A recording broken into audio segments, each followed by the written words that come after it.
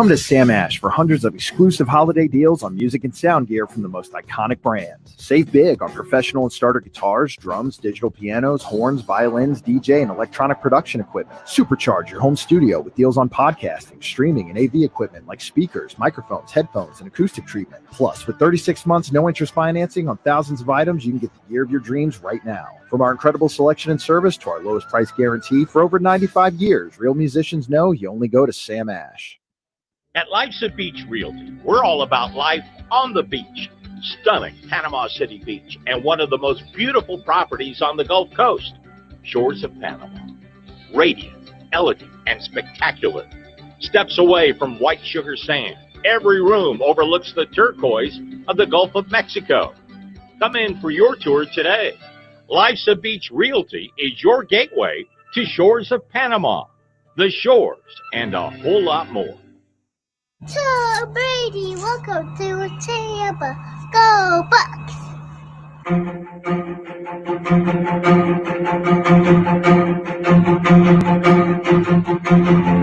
Realizing my potential has been what my career has been all about. Things that I've dreamed about have actually come true. And the Patriots have won Super Bowl 36. Unbelievable. Things have happened in my life as I kind of hoped they would happen. It's been, just a complete evolution. You know, how I just kept kind of fighting and clawing to continue to power forward. You just keep putting one foot in front of the other, and you keep trying to make progress. So when I look at over 20 years, I look how far I've come. But there's not one step that I took where I realized, look how far I've come.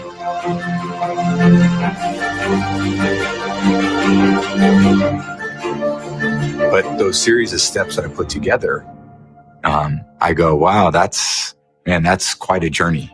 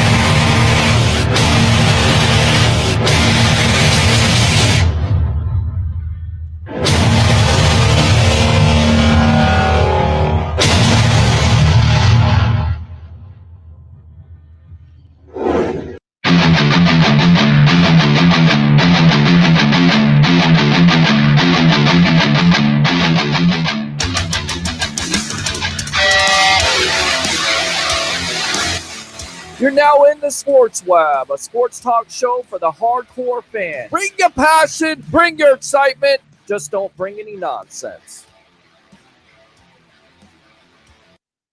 Hey guys, what's going on? Welcome back to another edition of the evolution of Sports Talk Television live nightly here on Bucs Report, or at least Monday, Wednesday, and Fridays. I'm your host, Peter Blake, giving you something to think about. And as we always start off the Sports Web, bring your passion, bring your excitement. Just don't bring any nonsense. On tonight's show, we will have James of Mr. Bucs Nation. He will be joining us at a couple minutes here. We'll be talking about the Tampa Bay Buccaneers. We'll have Joshua Cole Allen at 9:40 with another interview of a Bucs player. I believe it is Nick Leverett. I hope that's right. And he's the guard of the Tampa Bay Buccaneers. So there you go. And then we'll have Alex Fleming at 10 o'clock.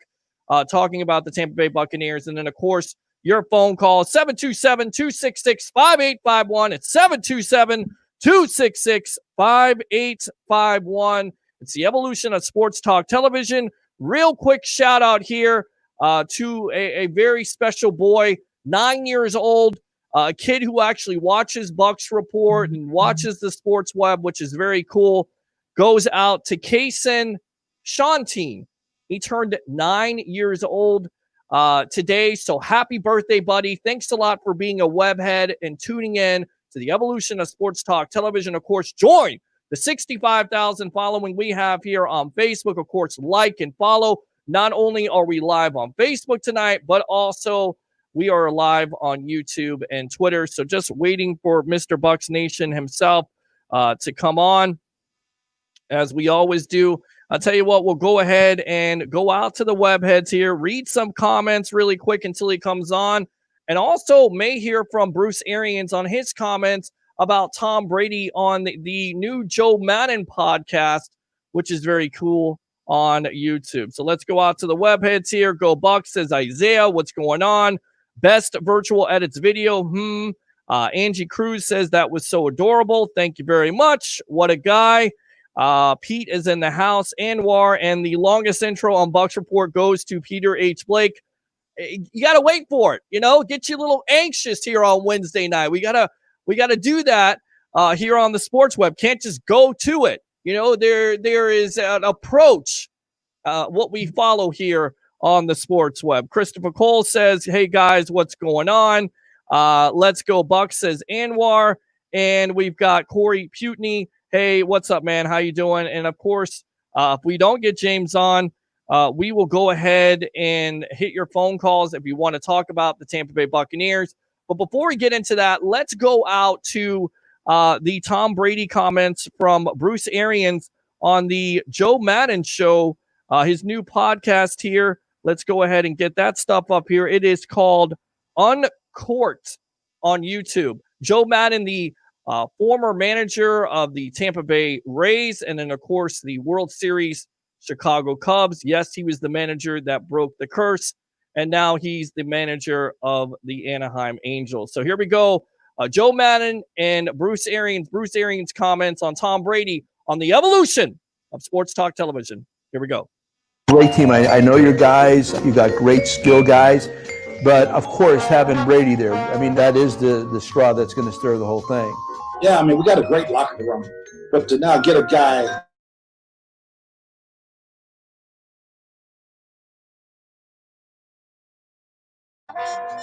they listen. Yeah. It's so different than a coach.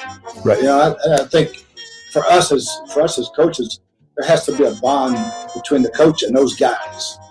And so that you give them ownership, because you ask them questions. How do you want to do things? So they think they have a big hand in it. They send a message to the rest of the guys. They send your message to the rest of the guys. And with Tom, it's been fantastic. It was way back in the Pro Bowl. I was coaching receivers in the Pro Bowl for the Steelers, and we had the game, and he was a fierce. You could tell he was a fierce. He wanted to win, even the Pro Bowl. He commands excellence on the field, and there's no relaxation on the field when he's out there. If you're supposed to be at a certain spot on the route, you better be there, or he's gonna talk to you about it. And that's what I kind of talked about here. Welcome back to the evolution of sports talk television. It's the Sports Web. I've talked about this ad nauseum, what Brady brings, not only the 9 playoff appearances, but also the 6 Super Bowls and the accountability factor, the Brady effect, the true Brady effect. You have to be a professional. You have to run the right route. If you don't, he's going to call you out because he wants to win. He wants to win another championship. So great comments by Bruce Arians to Joe Madden and his new podcast there on YouTube. Let's read some more comments, and then we'll go out to our guest here on the evolution of sports talk television. All right, so let's see. Okay, we read that. Go Bucs, says Rob Banks. Philip Presser. Last year I said bring Eli on or Brady to the Bucs, and you said I'm crazy. Well, first and foremost, Eli is over the hill. He wouldn't have worked. Brady, if you said that last year, all I can say is you were right. At the time, I felt like Winston was the younger option. They had the money they were going to spend on him instead of Brady, and I felt like Brady was going to command 30 or over $30 million. So, Philip, what I have to say to you is congratulations. You're right. Welcome back to the Sports Web. Hopefully, it's not a year until you come back again. So without further ado, let's go ahead and get him on. Mr. Bucs Nation here. James, Mr. Bucs Nation, welcome to the evolution of sports talk television, my friend. How you doing? I'm good. Can I just say, Peter, that was by far the best, on the, I I literally came in here mid-sentence and you had like the best transition for it I've ever seen in my entire life. That was phenomenal.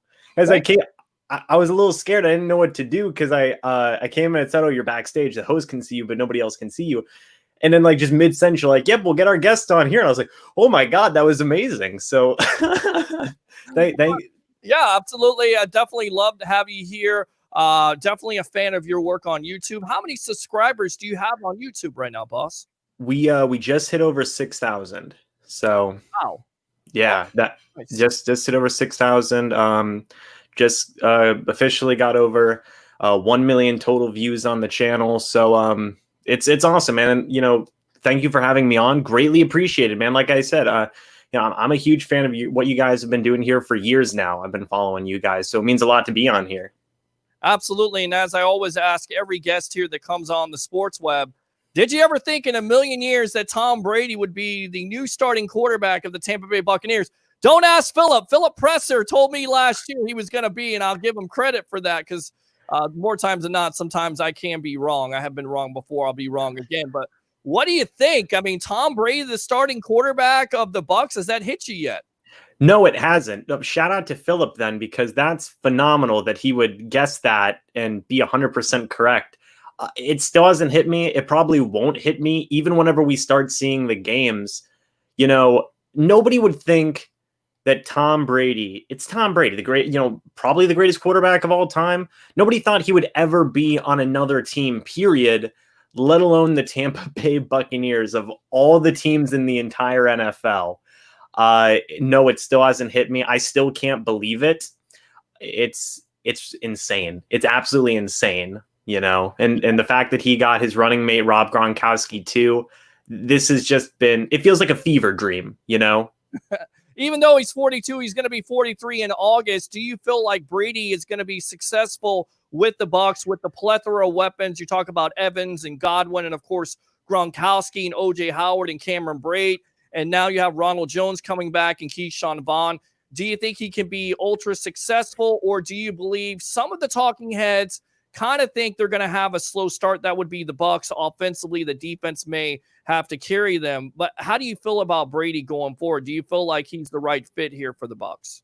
It's interesting because I've seen a lot of people across all platforms, social media and otherwise, say that they don't think that Tom Brady will fit Bruce Arians' system. That's been a very popular narrative that I've seen going around. At the end of the day, what I've heard from Bruce Arians, he doesn't even seem close to worried about it. He just says they're going to meet somewhere in the middle. It's going to be a little bit of what Tom wants to do, a little bit of what Bruce Arians wants to do, and that's just how things are going to be. So I really think that that's a little bit blown out of proportion, and I think that any quarterback can succeed rather with the weapons that we have. You have arguably the best wide receiver duo in the entire NFL. In my opinion, I think it's definitely at least the top two. I think Tom's going to have some immediate success, to say the least. I think just the numbers might not be as flashy, I guess you could say, but overall efficiency should be insanely improved. And we're on with Mr. Bucs Nation himself, James. I don't know your last name, but I'm just going to call you Mr. Bucs Nation here on the evolution of Sports Talk Television. It's the Sports Web. I'm your host, Peter Blake, giving you something to think about. Talking about Gronkowski, what do you think he brings to this offense besides pass catching ability? Do you think he upgrades that tight end room? And do you think that he helps out that offensive line going forward?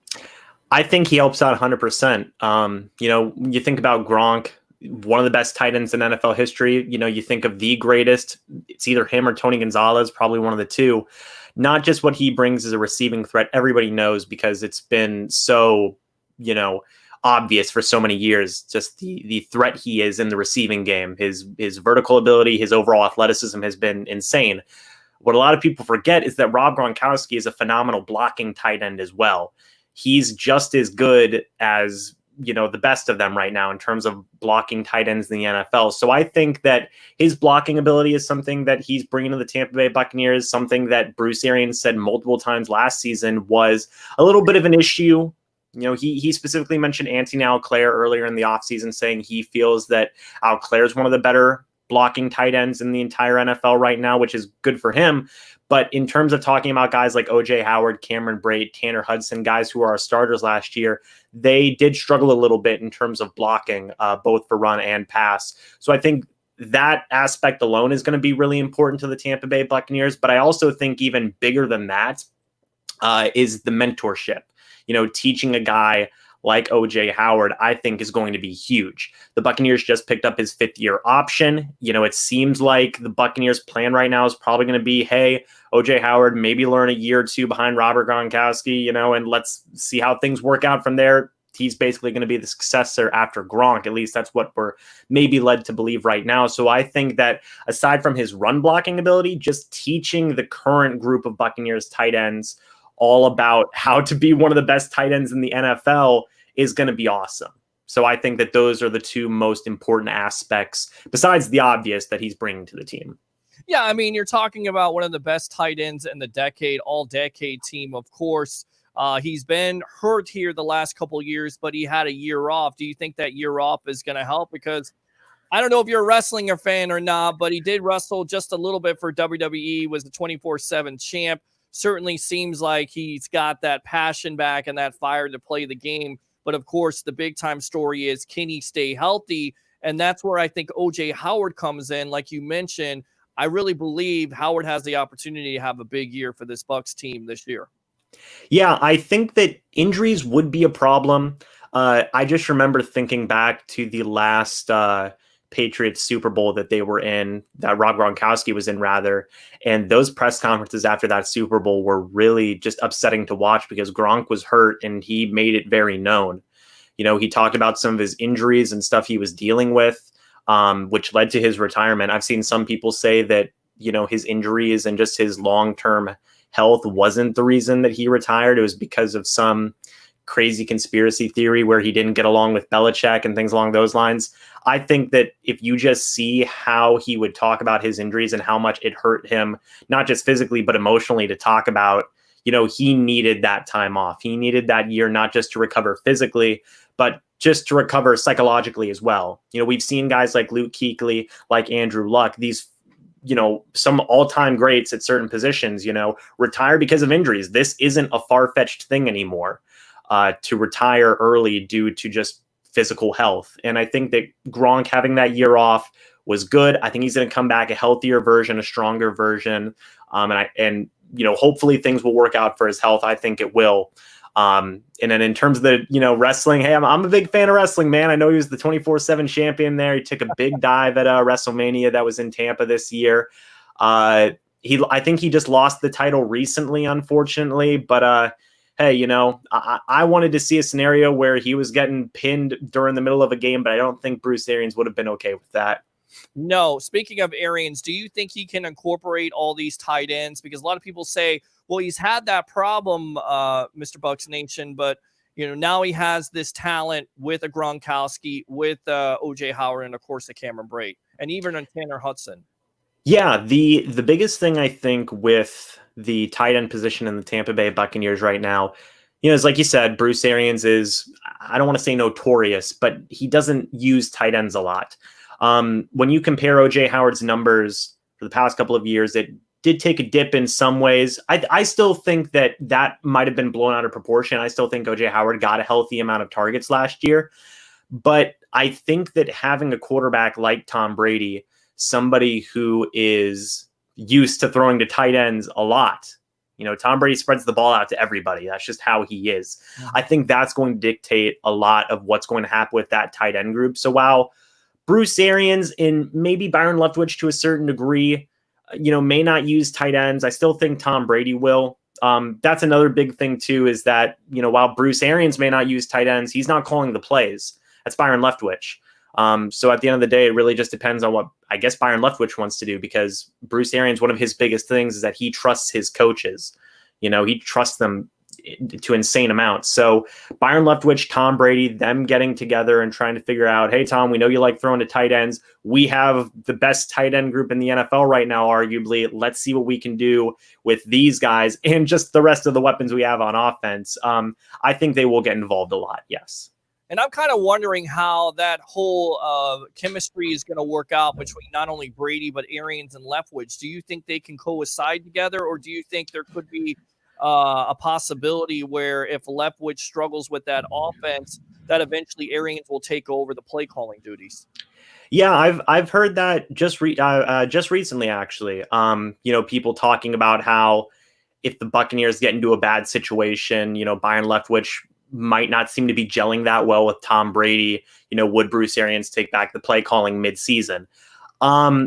It's tough because it'd be a real struggle right there, because it would be Bruce Arians' trust for his coaches, which is, he has a lot of trust for his coaches. I can't say that enough times, versus Tom Brady and what he wants to do. That's a real struggle right there. I think that in the end, everything will be okay. And I think that it will work out.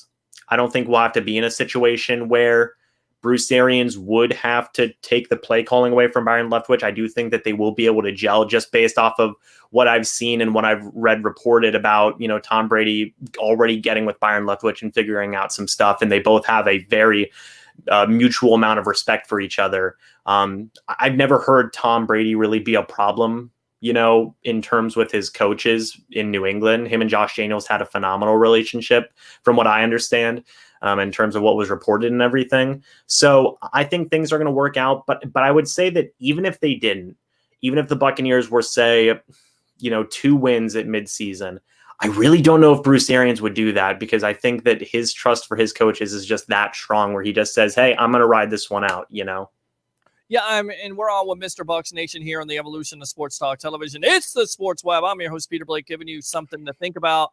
You look at his statistics last year, 24 touchdowns, 8 interceptions, and I kind of feel like not only is this team Super Bowl ready, it's, win a Super Bowl or bust, but I almost feel like Brady, with the weapons that he has on this offense, could really have some big-time numbers. Do you feel the same way? 100%. A lot of people, the big thing about Brady's numbers last year was how efficient he was.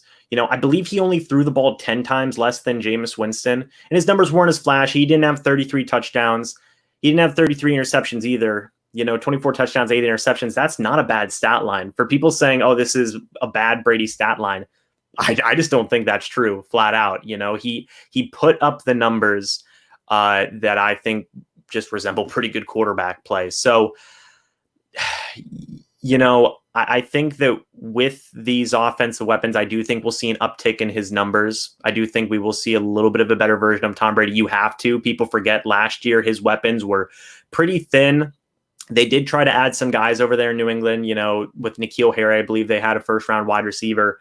But losing Gronkowski, Julian Edelman not being the same guy, they lost a lot of weapons over there in New England. So I think now this is going to be nothing but beneficial to Tom Brady, and I think we will see a little bit of an uptick in his numbers. You spoke about Winston. I get people on the show, and how come it didn't work out for Jameis Winston in Tampa, in your opinion? Well, I think it could have. Okay, I think that Jameis Winston is a good quarterback. Okay. I think that he does have potential, and I think he's shown that he can be a good quarterback in the NFL. I think just plainly, I wouldn't even say necessarily that it was a situation that the Buccaneers didn't want Jameis Winston. It was just a situation of, hey, it's Tom Brady, and Right. Tom Brady wants to come to the Tampa Bay Buccaneers. Nobody would say no to that unless you're maybe the Seattle Seahawks, the Kansas City Chiefs, or like maybe 2 other teams in the entire NFL. Mm-hmm. That was purely what it was. It was just a situation of, Jameis, we love you. We think you can be a franchise quarterback. This is the best quarterback of all time. And he is saying, hey, I really like what's going on with the Tampa Bay Buccaneers. I'm interested in coming here. You can't say no to that. No, you can't say no to that. And that's a great opportunity. And I keep on telling fans, that's why the expectation should be high for this fan base, because you have one of the winningest quarterbacks of all time, the greatest quarterback of all time, basically telling everybody here that Tampa Bay is ready to ascend to that Super Bowl level. And it certainly seems like they put their chips out on the table. Could the Bucs done anything better than they did in the offseason? Because it seems like, not only getting Brady, but Gronk, but also the drafting of Tristan Wirfs and Antoine Winfield. And I think the guy that everybody should look for, and FanSided agree with this, they had the top 5 rookies in 2020. Tyler Johnson in the 5th round is somebody you need to watch for. Yeah, absolutely. I'm a huge fan of Tyler Johnson. I think the Buccaneers actually got the only 2 Minnesota players drafted in the entire NFL draft, and it was 2 phenomenal picks. Antoine Winfield Jr., he was a first-round talent, in my opinion. I was so happy when the Buccaneers got him. I know there was some speculation as to whether or not they were going to get, J.K. Dobbins, running back out of Ohio State, or Antoine Winfield Jr. Both those guys were first-round picks, in my opinion. So phenomenal pickup there, absolutely. Tyler Johnson, he's a big sleeper. He basically has a very similar build to Brashad Perriman, who they lost in free agency. I think he's going to fill in beautifully. He's got a very balanced skill set, which I think people are kind of overlooking just because he was the 5th round draft pick.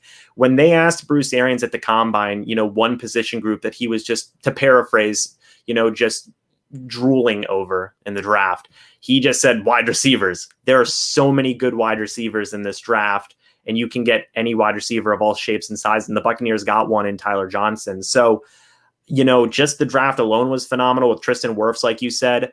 In terms of things they could have done a little bit differently in the offseason, I really don't think you can say much more as to what they did. There isn't much you could add to what they did, I guess I should say. You added the greatest quarterback of all time, arguably. You added arguably the greatest tight end of all time.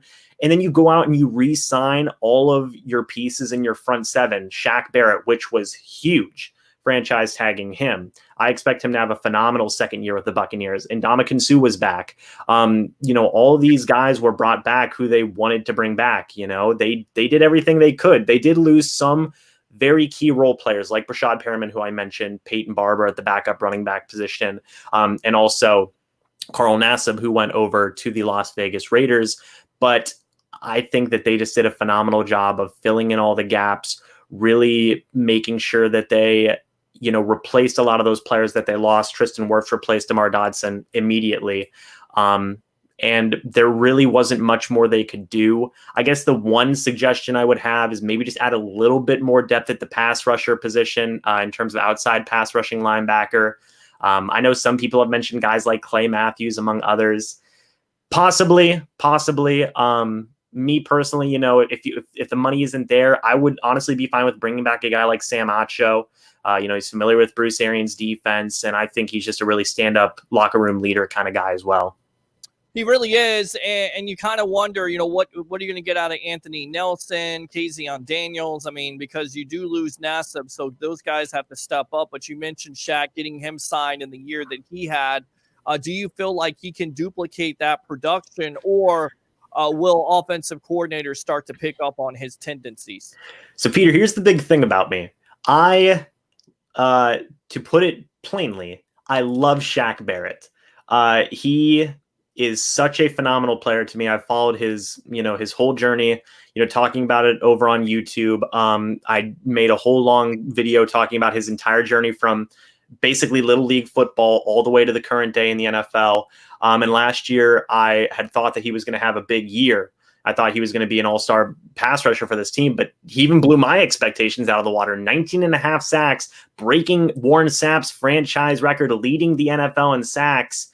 A lot of people thought that when Jason Pierre-Paul got to the team, they thought, man, this can't get any better. He is our best pass rusher by far, first double-digit sack guy since Simeon Rice back in 2005. There's no way this can get any better. And then Shaq Barrett came along, and it got, even more greater than we had already had it. So I don't expect him to have 19.5 sacks again, because that's pretty hard to replicate. But I do 100% believe that he can be a double-digit sack player for this team for multiple seasons. He's still young. He's still in the prime of his career. He's 27 years old. You mentioned offensive coordinators kind of picking up on his tendencies and whatnot and all of his moves.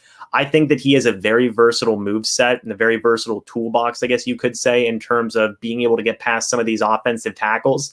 And I think that at the end of the day, not just that versatility that he has in his pass rushing, but having guys like Ndamukong Suh, Vita Vea, and Jason Pierre-Paul healthy for a full season, hopefully, doesn't hurt at all either. So I think he will get to double-digit sacks again. And I think that's the key. And we got Mr. Bucks Nation on 6,000 subscribers on YouTube. Go ahead and subscribe and like him here on the evolution of sports talk television. It's the Sports Web. I'm your host, Peter Blake, giving you something to think about. I think that's the big time key. JPP coming back for a full year. Once again, when he came back in the second half of the year, 8.5 sacks in 10 games, really took the pressure off of Shaq. And I feel like if they got that pass rush going, then that back end starts to get better. Talk about an emerging star for me on this defense. It has to be Devin White. I mean, I wasn't the biggest fan of them drafting him number 5, but what the hell do I know? They absolutely nailed it, especially when he was able to come back from injury and really start to get comfortable in that Todd Bowles' defense. What do you see for him in 2020? Phenomenal stuff. Like you said, he had a couple of things. I believe he had an illness very early on in the season. I don't remember what it was specifically. It might have been like some type of, I can't remember off the top of my head. But he had an illness that put him out for a game. And, obviously there's still problems with that. If you get any kind of illness, then going and playing in NFL caliber games, that's going to be tough from week to week. But then he had his knee injury, which hampered him for another couple of games. But the second half of the year, man, you could make a legitimate argument that besides Shaq Barrett and maybe Levante David, he was one of the best defensive players out there on this entire team. He was phenomenal. He was doing it all. He was forcing fumbles, recovering fumbles, getting tackles for loss, being all around the football. He gave, so many fans flipped so quickly on him where they went, hey, that first half of the year was tough, but holy crap, look at this second half of the year. It was phenomenal to see, and of course we want to see all these players succeed at the end of the day, so being able to see that success was amazing. And it, I know a lot of people have worried that, post Levante David era for this linebacking core, what are we possibly going to do? The answer is here, it's Devin White. Say 3 or 4 years from now, whenever Levante David maybe decides to hang it up, we don't know how much longer he's going to play. Devin White's right there ready to go.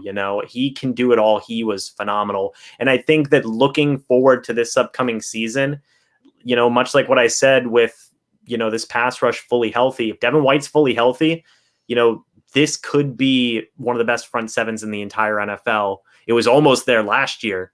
And Devin White fully healthy, phenomenal things. That's all I can describe it as. Do the Bucs have the best linebacking core in the NFL? You talk about JPP, of course, Shaq, and then you have Levante David and Devin White. Is this the best linebacking core in the NFL?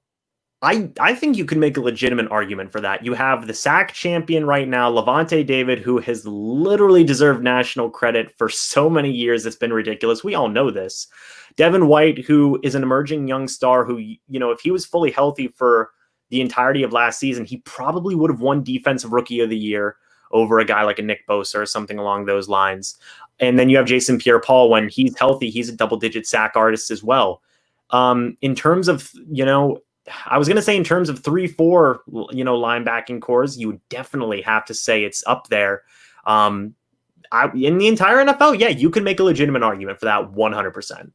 Do you like the secondary? I mean, people talked about Vernon Hargreaves. Of course, he was a bust. Once the Bucs got rid of him, then young guys like a Carlton Davis, a Jamel Dean, a Sean Murphy Bunting were able to play more. Do you like what they're doing right now? Because there's fans out there that will say, well, the Bucs, they should have went after a veteran corner. But for me, it's like, look, Mr. Bucs Nation, you have all this young talent. You drafted them. You got to let them develop. And they really came on that second half of the year, especially Mr. Dean. Yeah, Bruce Arians had been saying it the entire first half of the year was, we're just going to let the young guys develop. And it worked. It worked. I'm a huge fan of our young secondary right now. I think it's a secondary that can not just succeed right away, but can succeed for a while until rookie contracts are running up. They've invested so many draft picks in the secondary. I believe at the time I had done the research, they had invested at least 11 draft picks the past couple of years in the secondary. That's talking safeties and in the cornerback room as well. Certainly not of lack of trying. They are trying to make this secondary long-term sustainable. I'm a huge fan of Carlton Davis. In my opinion, he is a number one cornerback. I know some people have been debating that for a little bit now, but I think that he is insanely physical. He can match up to some of the best wide receivers in the NFC South, which a lot of people can agree have some of the best wide receivers in the entire NFL, Michael Thomas and Julio Jones. I think Carlton Davis has held his own against both of those guys multiple times the past couple of years. So I think that Carlton Davis, Jamel Dean, Sean Murphy-Bunting, those guys are really good. Okay. And I would even say underrated. And I agree with you. And Sean Murphy-Bunting said it in his Zoom meeting that, they need to work on turnovers. That's what's going to turn that defense and make them even better. Is that what you see, or is there another aspect of this defense that can get better in your opinion? Yeah, I agree 100%. Is once you start forcing turnovers, this secondary is going to start, it's already showing up. Okay. I do want to say too, I really enjoy the safety room as well. Antoine Winfield Jr. I think was a phenomenal addition. I think he'd be a starter right away, but even moving on past him, guys like Jordan Whitehead, Mike Edwards, who had a little bit of an up and down year, among some of those other younger guys like Dakota Dixon, who Bruce Arians is very high on, Andrew Adams, who I'm a big fan of, among some of those other guys, Justin Evans returning from injury as well. All of these guys have so much potential to do so many good things. You mentioned turnovers. We already know this team can defend passes. Carlton Davis and Jamel Dean both were in, I believe, the top 10 in pass breakups for the entire season. So those guys are already playing like outside corners in terms of coverage skills and breaking up passes. The turnovers just have to be there. And once they get there, this secondary, I really think, is going to get put up there as top half in the league. I do genuinely believe that. And I think Carlton Davis really has to cut down on some of the penalties. He's over-aggressive sometimes. But look, I would rather a player be over-aggressive than somebody who's not necessarily giving 100% effort. And that's the reason why Hargraves is not on this team. And right now what you're watching is the evolution of Sports Talk Television. It's the Sports Web. I'm your host, Peter Blake, along with Mr. Bucs Nation here. Go like and subscribe to his channel. What's it called again? Mr. Bucs Nation, right? 6,000. Yep. All right, there you go. So with that all being said, do you think this is the most pressure-packed year for the Tampa Bay Buccaneers? It's certainly one of the most pressure-packed ones in a long time. I will say that probably since the beginning of the Gruden era. You could say definitely that was a pressure-packed year. Maybe towards the end of the Dungy era, there was a lot of pressure there in the late 90s, early 2000s, because a lot of people knew that was the window. That was the window of, hey, are we going to do this or not? Are we going to get a Super Bowl or not? And you can make that same argument right here. Are we going to get a Super Bowl or not in the next 2 seasons? Because that's pretty much our window right now. Tom's on a 2-year contract. Gronkowski is on a 1-year deal, but I think if he is healthy enough to play another year, the Bucs would totally be willing to sign him to another year's worth of a contract. It's now or never, essentially. If things don't work out, I'm not going to sit here and say everybody's going to get fired, okay? I do think that if the Buccaneers do have some level of success making playoffs and having some success in the playoffs and things along those lines, I do think some plan would be in place where maybe Bruce Arians would stick on, or maybe he would say, hey, I'm going to take a back seat. Byron Leftwich, Todd Bowles, one of you guys be the head coach right now, and continue to build on this. We didn't win with Tom. We didn't win with Rob Gronkowski, but we still have OJ Howard. We still have some really good pieces here. Let's just try and keep on going with it. So I do think that there is a lot of pressure, and definitely the most pressure we've seen, on this team in a long, long time. 100%. But I think if things don't work out, there still could be some hope. So no worry that if they go 8-8 or 9-7, in your opinion, is that a failure? They have to at least make the playoffs this year, right?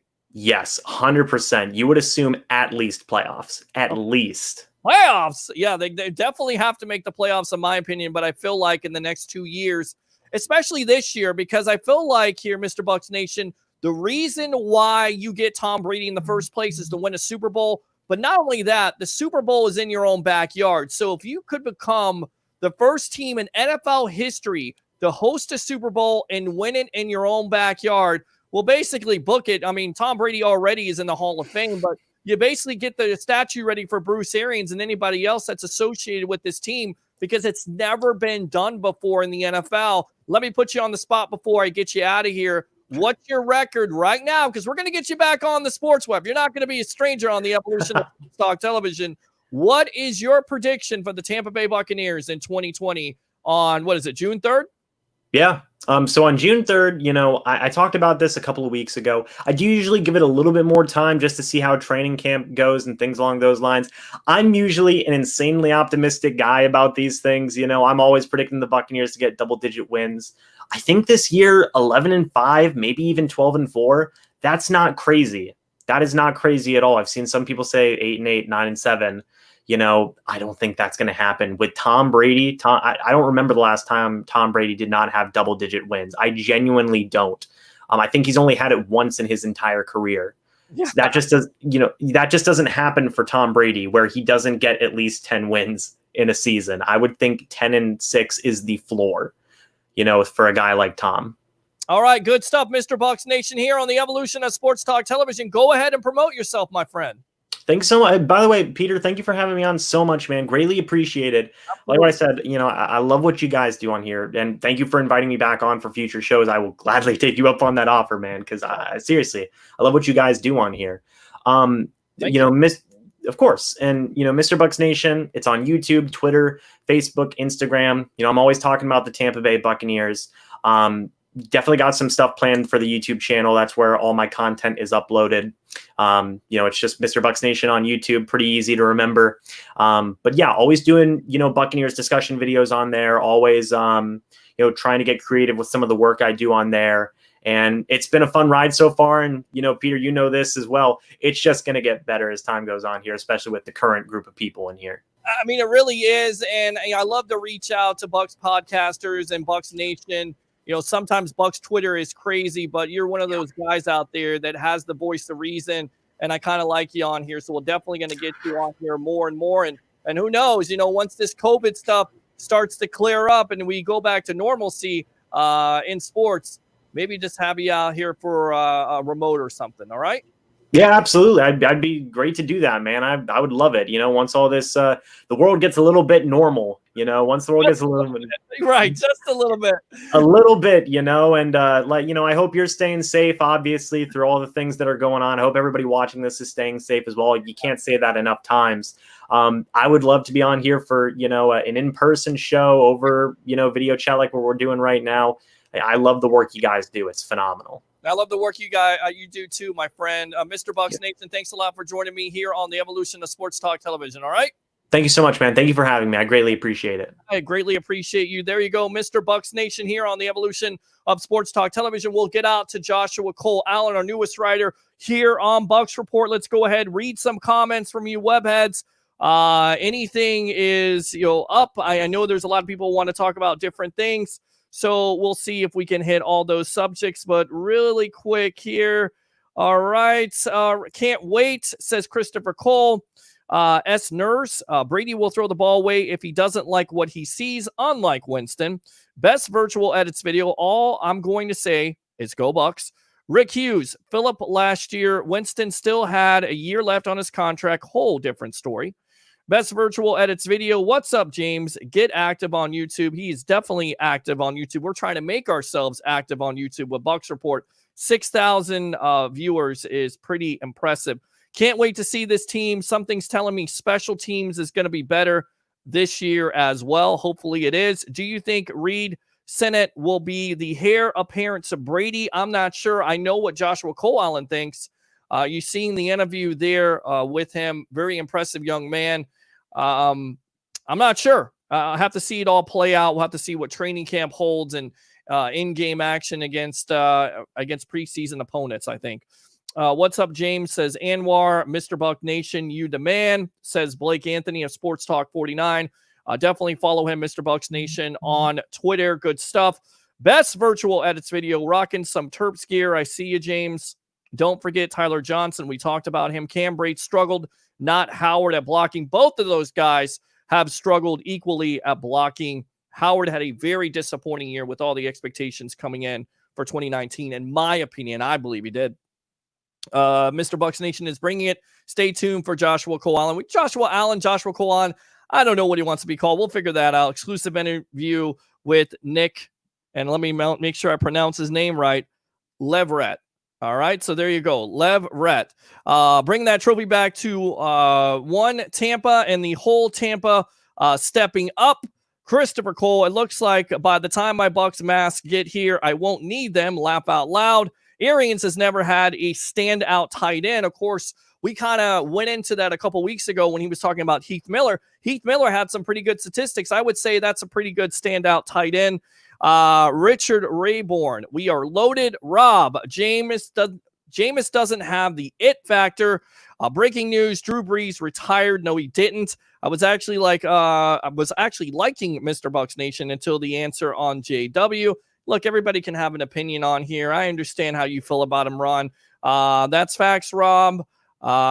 Bruce even said JW wasn't his second choice. All right. Man, is anybody talking about the Drew Brees comment? Winston will probably be starting now. Shaking my head. I doubt it. I don't think a comment is going to make somebody bench him. Terry Jones, 10 p.m. I got you, says Alex Fleming. He will be on. Best Virtual Edit says yes. When your defense is on the field so often due to turnovers, you're going to get burned. The defense is far better than what people believe. I agree with that, especially with their performance the second half of the year. Nah, he won't start over a future Hall of Famer. What's with the angry faces? I don't know. Bay Area music legend Johnny G. Lyon is in the house. Thank you for tuning in. Cool. Pressure is great. We have not been held on this type of improving success for a long time. We have the talent. Do we have the fortitude? I bet we do, and can't wait to be proven correct. Buck Lifer, thanks a lot, Glenn, for tuning into the evolution of Sports Talk Television. I was being sarcastic in my comment about Mr. Bucks Nation. I know you were my favorite show. Thank you, Bill. Appreciate you. You're becoming one of my favorite web heads here. Wirfs and Gronk combo will be fun to see on the run, but especially on a screen pass, being that Wirfs can run as fast as he can at 300 pounds. He gets to that second and third level. He's definitely athletic, and that's the reason why Wirfs got drafted in the first round. He is a special talent, very raw, has to work on some things, but I would expect him to come in right away at the right tackle spot and solidify that offensive line. Call him Bucky, says Marvin. Bruh. And let's see here. So I hear Breeze is stirring the pot. Music to my ears. Let's go ahead, get him on here. Newest writer for Bucs Report, Joshua Cole Allen. Welcome to the evolution of Sports Talk Television, my friend. How you doing tonight? Doing great, Peter. How are you doing? Doing good. Trying to read through all these webheads, trying to get all these pronunciations.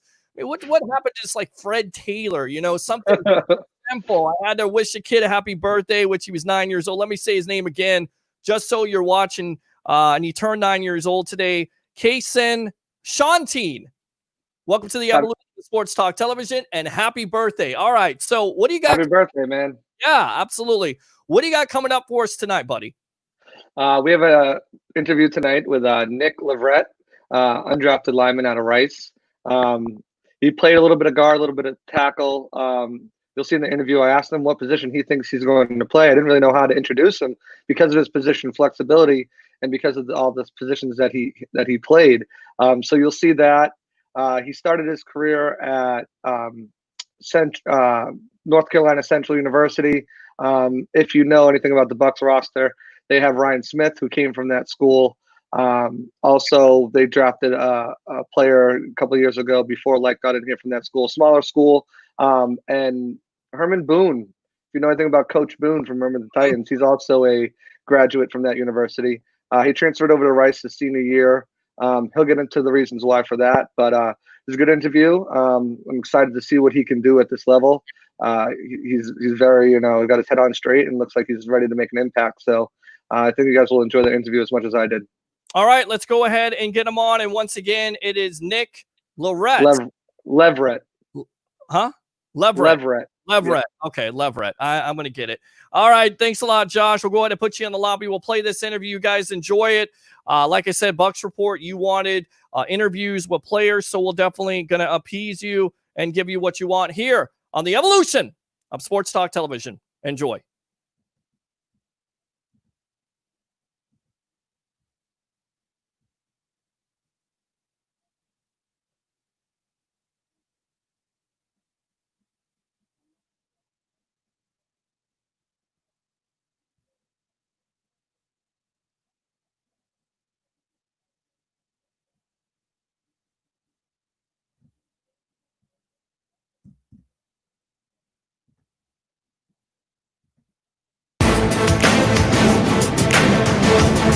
Joshua Allen here at Bucs Report. I'm here with Nick Leverett, Buccaneers. Are you a guard or a tackle? What do you prefer to be called? I would definitely say I'm a guard, center. I'm about 6'3" and 3/4, so I'm definitely not a tackle. I know you played a little bit of both in your college ball, so I didn't know how to introduce you as a guard or as a tackle or as a center, because I know how much position flexibility you have. Yeah, man, for sure. No, I definitely played. Especially my freshman year, I ended up playing all 5 positions across the offensive line, actually starting in all 5. So yeah, I definitely see what you're saying. Yeah, I'm definitely guard / center. Okay. And so just, going through the pre-draft process, what was that like for you? And then the cancellation of your pro day as you were arriving for your pro day. How was that process, and how were you able to still showcase your talents to scouts? The pre-draft process was crazy. It was just like I would say it started right after my last collegiate game. I had to figure out what agent I wanted to go with. And following that, I had to figure out what facility or what location I wanted to train at. So, we figured out we wanted to train in Charlotte, North Carolina. But yeah, it was crazy and also fun at the same time. I had a chance to get some good work in. I had a chance to meet some NFL players, some NFL offensive linemen, just to kind of pick their brain and, get some feedback from them. And then, of course, this pandemic happened. So that definitely slowed a lot of things down. I wasn't able to have my pro day. It's a crazy story. I actually flew down to Houston for my pro day. They actually pushed it up because they were starting to cancel pro days all across the nation. So they pushed our pro day up so we could try to go ahead and get it. Scouts had already said that they weren't coming out, so we was just going to record it. And, as soon as I got off the plane, they actually canceled it. My agent was trying to call me, and it was just crazy. I was like, dang, I flew all the way down here. Yeah. Pro days canceled, but I ended up coming right back, and the facility I was working out at, we ended up doing a virtual pro day there. So everything worked out well, and everything worked out pretty good. Perfect. And additionally, what was the undrafted free agent process like? Did you have multiple teams kind of bidding for you? And if you did, what drew you to Tampa? It was kind of crazy, man. A lot of teams was giving me that late, that 6th round, 7th round grade. So I was just, watching the draft. I was just, excited. Anticipating hearing my name called, and of course I didn't hear my name called, but while the draft was going, the Jets were, hitting me up the most, but I definitely had more teams hitting me up, but Tampa Bay hit me up in the 6th round, was like, we don't know how it's gonna work out. We definitely want to draft you, but there's no telling how it's gonna work out. But you're definitely on our radar. So I heard from them in the 6th round, and man, I had some offers from I want to say 10 other teams, but I just felt like Tampa Bay would be my best option. So me and my agent rolled with it. Oh, perfect. That's great. And I've seen the video, and I'm sure a lot of other people have, of you, getting that phone call. What was that moment like for you? Man, it was crazy, man. I'm glad the camera guy shut it off before I started crying. It was like a dream came true, man. It was just like everything I had worked so hard for and everything I had prayed for had finally came through. I had got the call, and I actually got the call from my agent. It wasn't I got the call after from my coach, but that call was from my agent telling me, hey, it was literally 3 to 5 minutes after the draft concluded. Oh, wow. And my agent was like, hey, I just got off the phone with Tampa Bay. Well, he texted me first and was like, hey, Nick, call me ASAP. Called him. I was like, hey, what's up, Phil? He was like, how you feeling? I was like, I'm all right. I'm not the best, but hey, I'm all right. And he was like, well, I got some great news for you. Tampa Bay wants you. They agreed to this, and that, and you're Tampa Bay Bucs. So it was amazing, man. It was crazy. And then I got the call from Coach Goodwin after that, just telling me, welcome me to the team and offensive line room. So it was definitely crazy, man. Nice. Hey, tears of joy aren't weak, man. You worked hard for that process, so you really did capture them. It's all good, So you transferred your last year of college from North Carolina Central University over to Rice University. Why did you make that move? And how do you think that transitioning from one program to another program will help you transfer in the NFL, as far as, most people, or not most people, but a lot of prospects stay with one program for their entire career. Well, you had to transfer, learn all new coaches, all new teams. Do you think that gives you kind of an edge up? And why did you make that move? So I decided to transfer from North Carolina Central after my junior season, all the coaches got fired, and coming out of high school, I didn't have a lot of offers. I only had one Division I offer, and it was an FCS school. So I just wanted to put myself in the transfer portal and just to see what all was out there to offer. So I had some SEC offers, some ACC offers, but I decided to go with Rice because I was thinking about life after football. Getting a master's degree from Rice University would take me a long way, and I actually did complete that this past May. Oh, congratulations! Thank you. But yeah, man, that was my biggest thing. I knew I would still be able to play on the FBS level. We ended up playing Texas. We ended up playing Wake Forest, Baylor, all those big time schools. So, I felt like, it was a win-win situation. Learning under Mike Bloomgren, he was the offensive line coach for Stanford, sent, multiple offensive linemen to the league. And, to learn from him, I just felt like it was an overall win-win situation. I couldn't go wrong. So that's definitely why I did that. And it's definitely helped me out. I learned so much from him. So, just taking that stuff over to, when I'm meeting with Coach Goodwin, Coach Gilbert, I'm definitely learning. I'm definitely able to, take the knowledge I learned from Coach Bloomgren and to apply it to that offensive line and that terminology and everything that we're learning. So it's definitely helped me out a good bit. Kind of more pro ready terminology and kind of get you ready for the next level. Yes, sir. Absolutely. Nice. As a senior, you made the transition from guard to tackle. You were selected all conference USA honorable mention. And you only allowed 2 sacks in 320 attempts. And your win percentage, with your win grade on plays was 80%. So 8 out of 10 times you were hitting the nail on the head there. You're kind of known a little bit for your run blocking skill, but you improved on your pass blocking as well that final year. What did you do to improve on that? And how was that transition like? So I actually transferred from tackle to guard. I played tackle at North Carolina Central, and I played guard at Rice. But my biggest thing was I was just gonna I was always good at run blocking. My mentality, coming into North Carolina Central was put your hand in the dirt and just play ball. So I was always good with run blocking. But when it came to pass pro, that was one of my weaknesses. So being able to learn from Coach Bloom and Coach Ashfield, they taught me, they simplified things for me. And, they worked on my punches, my sets, and, that helped me a long way. So that's definitely what helped me. Now, you said that, you see yourself more as a guard center, and you also have the experience at tackle. How does that flexibility help you?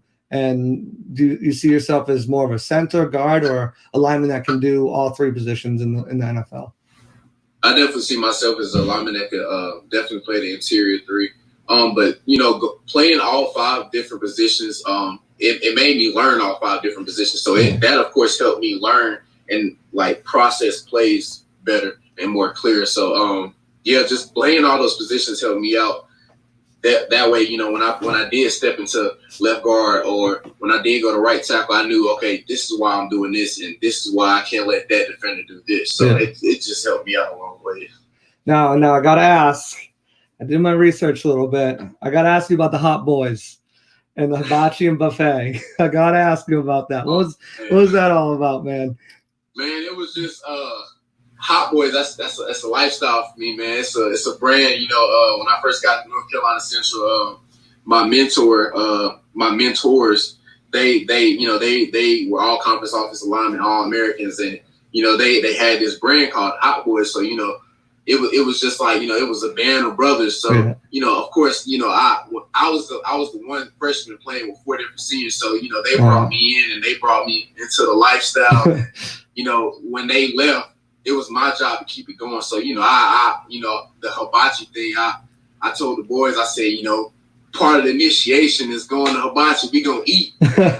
Last man standing wins, just having fun, man. So, yeah, it's definitely a lifestyle. And it's something I still live to this day.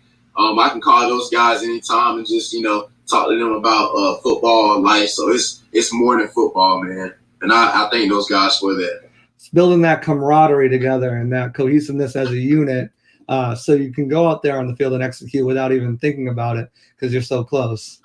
For sure, definitely 100%. Man, I had it's a funny story. I had a what was it, like a 2011 Nissan Altima, and I tried to fit like 300-pound, 320-pound offensive lineman, and ended up scraping my bumper while coming out of Hibachi. I mean, it's all love, man. Those guys are like my brothers now, so it's definitely a band of brothers. We definitely built a lot of good camaraderie, and it was definitely something good. Nice. And speaking of that, building that camaraderie and everything like that, have you talked to any of the guys yet on the O-line, and the young guys and the old guys? What are you excited to learn from them? So I haven't talked to any of the vets yet, but I've been talking with the other rookie offensive linemen, Tristan, Zach, John. We all talk. We go over plays all the time. But yeah, we're all four of us. We're definitely building on some good camaraderie. I like those guys a lot. We just met, but those guys are already like brothers to me. I could ask them for anything. They help me out. If it's something I don't understand or something they don't understand, we always help each other. We're building that brand of brotherhood for sure. It's nice. Even though you're competing with each other, maybe for roster spots, that you guys can still lift each other up and try to help each other all understand things. That's nice to see, and that's great to hear as a fan, especially. So what were your first thoughts? You knew the Tom Brady question was coming. What were your thoughts when you realized you had the chance to block for Tom Brady? And what do you hope to learn from him? I mean, I don't know if you've seen the practice reports, him out there. He's already working with Ryan Jensen on, snap techniques and different things that he likes his center to do. So, what were your first thoughts? And then what do you hope to learn from him? My first thought was I'm about to block for the GOAT. Literally the greatest of all time, man. But now, I've been watching Brady since I was little. I think he got drafted when I was 3 years old. So just definitely seeing his mindset and his competitiveness, that's definitely grown on me since I was little. That's part of my game, just being able to go out there and compete and making my teammates better. And that definitely came from him, just, seeing him do that over the course of the years. So it's definitely going to be exciting to go out there and, be able to protect him and, hopefully, win a Super Bowl, of course. Absolutely. That's always the goal. And, with the Super Bowl in Tampa this year, it kind of gives it an extra little magic and flair to it if you can succeed. So what's the virtual off season been like? What have you been doing to keep yourself in shape and then entertain? Because it's a lot of downtime and, we're stuck in the house. So what have you been kind of doing on that end too? What I've been doing, I mean, of course, I've been working out, but I've been working out, spending a lot of time on the film. We have our virtual meetings with our coaches, and we have a rookie seminar who we meet with Duke, and it's been going pretty good. But yeah, I try to hop on my game sometimes, but I haven't had a chance to. I'm just constantly studying. I give myself a break, but I'm just always studying. I'm visiting family. So I'm trying to do a little bit of everything. Yeah, absolutely. You got to keep yourself grounded while you have the opportunity that you have at hand. You want to give it as much as you can. Understandable. That's great. So who's kind of been your role model as an offensive lineman in the league, and who do you try to model your game after? I would say Trent Williams. I just love his style of play, man. He's nasty, physical. Yeah, he plays to the whistle, man. That's how I was grounded, man. Just to be that nasty dog player out there, man. So, I modeled my game after him. And, he not built offensive lineman. He got fat on him, and he still get it done. And that's like me, man. I don't have the best body, but I still get the job done. So it's I like his style of play. I like his attitude, and I just like everything about him. The tenacity he comes with on every play. Yeah. So in 2018, you were named the All-State AFCA Good Works team. You're only one of 22 guys that were put on there, and you do a lot of work in the community. And do you have any plans on bringing that to Tampa with you? Definitely, for sure. I've definitely reached out, or I've definitely looked up into things I could do in Tampa. But yeah, I'm all about community service, man. I'm all about uplifting the community. That's something I was grounded on coming up. My mom, she would give you the skin off her back if you needed it. My dad's the same way, so that was kind of instilled in me at a young age. So I definitely have some plans whenever I get to Tampa, for sure. Perfect. And then just to finish the interview up, what's one thing that Bucs fans should know about Nick Leverett? You're getting an awesome offensive lineman. You're going to get an offensive lineman that's going to give his everything. And, he's going to contribute any way he can and definitely try to hit everything his will to take you guys to the Super Bowl. Awesome. Love that answer. And then where can the people find you to follow you? So you can follow me on Twitter and Instagram. My Twitter is @_BigNick74. Yeah. And my Instagram is BigNick_75. Okay. Perfect. Well, thank you so much for your time. Look forward to seeing you on the field this year, and I wish you nothing but the best. Thank you so much for having me. Thank you. All right, there you go. That's Nick Leverett with Joshua Cole Allen. Let's bring him back on here, and then we'll get Alex Fleming on the evolution of sports talk television. What do you take out of this interview? I love the whole comparison, who he wants to be like Trent Williams with the aggressive nature. But what do you take out of this interview with this young kid? Oh, can't hear you here. No sound? You got to turn on your sound so we can hear those pipes. Yeah. Go ahead. Before I get started, I just want to give a shout out to Justin Camputaro. He does my editing for the video, so I just want to give him a quick shout out. And what I take from it, Trent Williams, that's a tenacious player, like I said. And if he can be, close to what he is, I think we're going to be in good shape. He was, very versatile. He, as he said, he played all 5 positions his freshman year. He played center, he played guard, he played tackle. So he's got that position versatility as well.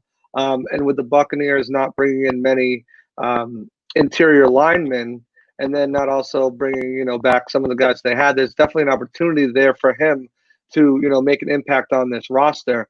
You go back to the stats that he had last year, only 2 sacks and 320 attempts with an 80% blocking grade. Those are proficient stats. And he, like he said, he went against Texas, he went against Wake Forest, he went against some, premier competition. So it comes down to everything with these rookies and with these undrafted free agents. If they can translate that to the NFL game, then, they have a good chance to make an impact, because it seems like a trend here with these undrafted guys. They all performed very high levels, all smart, high character guys. It's just putting it on tape against NFL competition. And, after talking with them, I might be biased, but I have high hopes for all of them. And I think it's it's a trend. It's a good trend by Jason Light in this organization, getting high character guys that are not only, very good, but overlooked, but also leaders of their team. And that's what it certainly seems like this team is shaping up to be in 2020. We're on with our newest writer, Joshua Cole Allen, on the evolution of sports talk television. It's the Sports Web. I'm your host, Peter Blake, giving you something to think about. So what else? And another thing about these guys as well is, if you look at them, they're all from smaller schools. Yes, Leverett went to Rice, but he started at a smaller school. Hagan was at a smaller school. Sinnett was at a smaller school. So there's a trend with these guys, and Light loves that, smaller schools digging for diamonds, for gems and good finds. And with these 3 guys that we've talked about that I've interviewed, I feel like he's might have hit the nail on the head there and found some good guys, if not to make the active roster, but at least contribute on the practice squad and scout team. Well, you think that some of these guys are definitely going to be good depth, and that's what's been kind of the weakness of the Bucs throughout the years. Not only being able to develop, but also have that depth. Because if you do have that big injury, knock on wood, then you have to have somebody that can step in and play. Do you think that he has that opportunity to not only be a depth piece, but if somebody does get hurt, to step in and be a contributing factor for the Bucs? Absolutely. You look at the guard position, the depth on there. We signed Hagan. I think we brought back Wells, but he's more of a tackle. We kind of have an open spot there on that offensive line, maybe even 2 for 2 of these guys to come in. They brought in John Molchin, they brought in Zach Shackelford, and they brought in Nick Leverett. So I think it's a 3-way competition for maybe 2 spots on that offensive line. And the position flexibility that Leverett has, playing guard, playing center, the ability to play tackle in a pinch if he needed to. I think he gives him the best boost and the best leg up to secure one of those spots. As for stepping in and playing in case of an injury, he's shown on tape at the college level that he can do it. But again, it's putting it on tape in the NFL level. And he's going to get tested quick. So Golston, Vita Vea, all these guys, he's going to be thrown into the fire against the #1 ranked rush defense of last year. And as he said, his specialty is run blocking, but pass blocking somewhere where he's really, tried to improve his game. So we'll see. I have high hopes for him, and I'm excited to see him on the field. Can't wait for training camp to start so we can start seeing some of these guys and seeing some of them in action and, playing snaps against, NFL type competition to, further evaluate and further, solidify the opinions that I have of them now. All right, good stuff. Let's go out to the web heads here. They have some comments for you, maybe some questions. Of course, we'll open the phone lines up if you do want to call. 727-266-5851. It's 727-266-5851. It's the Sports Web. I'm Peter Blake along with Joshua Cole Allen, our newest writer here on Bucs Report. Once again, welcome to the family. He's doing a bang-up job. And I saw somebody out there say, there's an echo. Okay, well, watch NFL Network and watch ESPN. They also have an echo, and that's their sports broadcasters. That's a TV station. We're a streaming service with a 65,000 following, and he got a player to come on and interview for 10 minutes. So you guys are getting a little bit spoiled here, but, look around. We only got a pandemic going on. Just saying. Exactly. We're in a pandemic right now. A lot of these guys are on the move. They're in kitchens. We're trying to give them the best sound quality we can. But, we got to work with what we got right now. We're all, confined to our homes. We're not in a studio. We're not like the big guys. So we're trying to bring the content the best we can. And, we'll try to work on some of the audio as well. But, thanks for tuning in. And I will always stack my show up to anybody nationally. I feel like if you're looking for Bucs content, NFL content, football content, you come to the right place here on the Sports Web. But you're exactly right. They have an advantage. They have a TV station. We're doing this from homes and Zoom meetings and this and that and the other thing. So just, bear with us here. We got everything going in the right direction on Bucs Report. Once again, join the 65,000 following we got here on Facebook. Of course, like and follow on YouTube. And, of course, on Twitter, I guess, like and follow, stalk, whatever it is. I've had enough of social media this week, the negativity. So I feel like we have to bring some positive spin on sports, and we have to bring the positivity, if you will. I know that sounds corny, but I just feel like you have to have a good dose of it. And that's what you're looking for here on a Monday, Wednesday, and Friday basis. That's what you get here with the Sports Web. All right, go ahead. So, and unfortunately, it has been uplifting messages all weekend and all last week and up until this week. And, I know Alex Fleming's going to touch on it, but unfortunately today, the sports world kind of let us down. And, it's all people are talking about right now. And I'm sure we'll get into a little later, but we try to come here to escape and, and try to get away from it for a little bit, the negativity. But, when it eases into the sports world like it did today, it's something that we're going to have to touch on, and, we'll do it a little bit later, but, yeah, I do. We'll try to focus on the positive. I absolutely agree. Does Wirfs get left tackle or just plug into right tackle? Rob, I'll answer this question, then Joshua, you can answer it. And good question, Rob. Thanks a lot for tuning into the Evolution. I think you're new here, so definitely come on back and, of course, tell your friends. I believe he slots into that right tackle. Now, if he plays well at that right tackle spot, and let's say Donovan Smith kind of sputters, is there a possibility for them to change positions? Absolutely. And I think you could see that if Smith doesn't play up to snuff. But I feel like, we're talking everybody right now, Donovan Smith could have a really good year. And it comes down to the Brady accountability, the Brady effect. And I feel like he's going to have to step up his game. If not, then that's certainly a possibility where Wirfs could definitely slot into that left tackle, just not this year, maybe next year. What do you think? I definitely agree. I think he's slotted in right now as the starting right tackle, barring some, miraculous way he does not pick up the system quick enough, and then you go with Joe Haig there. But yeah, certainly Donovan Smith has to be on notice. If he does not, put together the type of season that he needs to be, we all talked about it. His guaranteed money is up, and we don't owe him a penny if we cut him next year. So as you said as well, the Brady effect, he's got to be motivated. The whole team has to be motivated. So I'm looking to see a bigger season and better season from him as well. And if he can put up, the type of protection that he is capable of, that $14 million cap hit that he has next year doesn't become a burden. It becomes almost a discount. So I'm looking for him to step up. But if not, I agree with you completely. Wirfs moves over to left tackle. You either draft or you go out and you sign your right tackle of the future. And, that's how the line shakes up next year. But this year, I think it's firmly cemented as right tackle. All right, let's go out here. It's Bucky, says Marvin. I don't know what that's all about. I don't know who's Bucky. That's my nickname back from high school, so. Okay, you're like Bucky, Buck. So am I Captain America? You're my best buddy, Bucky? Is that how it goes? Absolutely. Buck Allen, I like it. I like it a lot. I feel like we're the Avengers here on Bucs Report. So if you're my right hand, and I got Tampa Bay Ray Kennedy will be Iron Man or whatever. I'm not going to get into it. You guys are all my friends. You're brothers. We're brothers in arms here on Bucs Report. We're going in the same direction. This is what I love about this platform. It gets me excited because you have guys like a Joshua Cole Allen, who's barely been with us for 2 weeks, but is getting all these interviews. That's initiative. You got a Tampa Bay Ray Kennedy, best of the Bay. You got a Blake Anthony. You got an Alex Fleming. You got an Al Keck, who's been in the business a long time. A Leo Haggerty. I mean, Citro. Yeah, Nick Citro. We miss you, Nick. Definitely come back and see us. I know that you took a little break there. And so definitely come back. Do you think we're going to have fans at the game? I'll let you answer this question because I've kind of answered before. Tell you what, let's go out to the phone lines really quick, and then we will go ahead and address that issue. Welcome to the evolution of Sports Talk Television. What's your name? Where are you calling from? My wife. You got to turn down your radio. Yeah, you got to turn down your radio. Go ahead.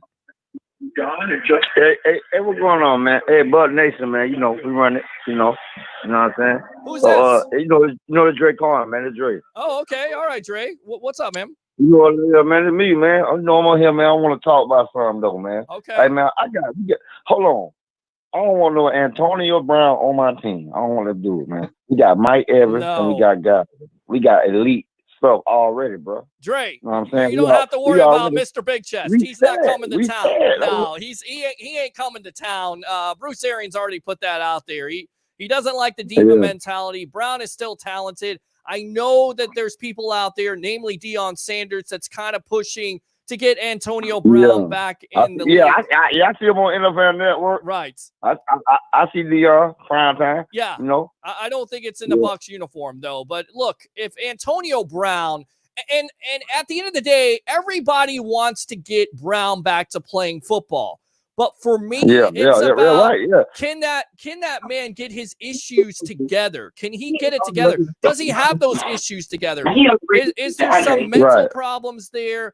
Is there some law stuff that he has to deal with? Once you get all that taken care of, then let's talk about getting Antonio Brown in a uniform. I have no problem with it. If somebody wants to take him on, which I feel like he's been a cancer the last couple years, ask the Raiders, ask the Patriots with all the stuff off the field. If he cannot be a distraction in that locker room to somebody, I definitely believe he can contribute to a team because he still has something left in the tank.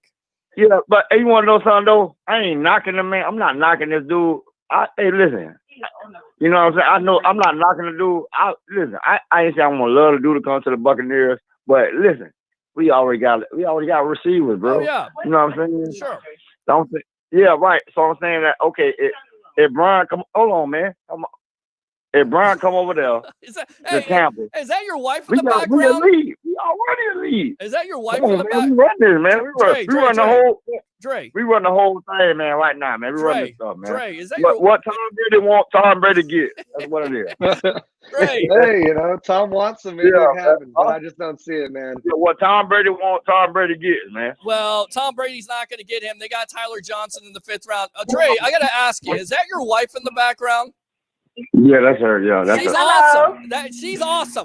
That's an awesome wife. What's going on?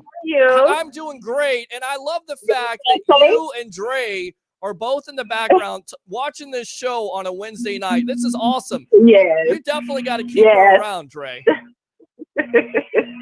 How y'all doing? Sure. And Faith? We're doing good. She's doing great. Bucks wife. That's what she is. Bucks wife. I love that. That's great.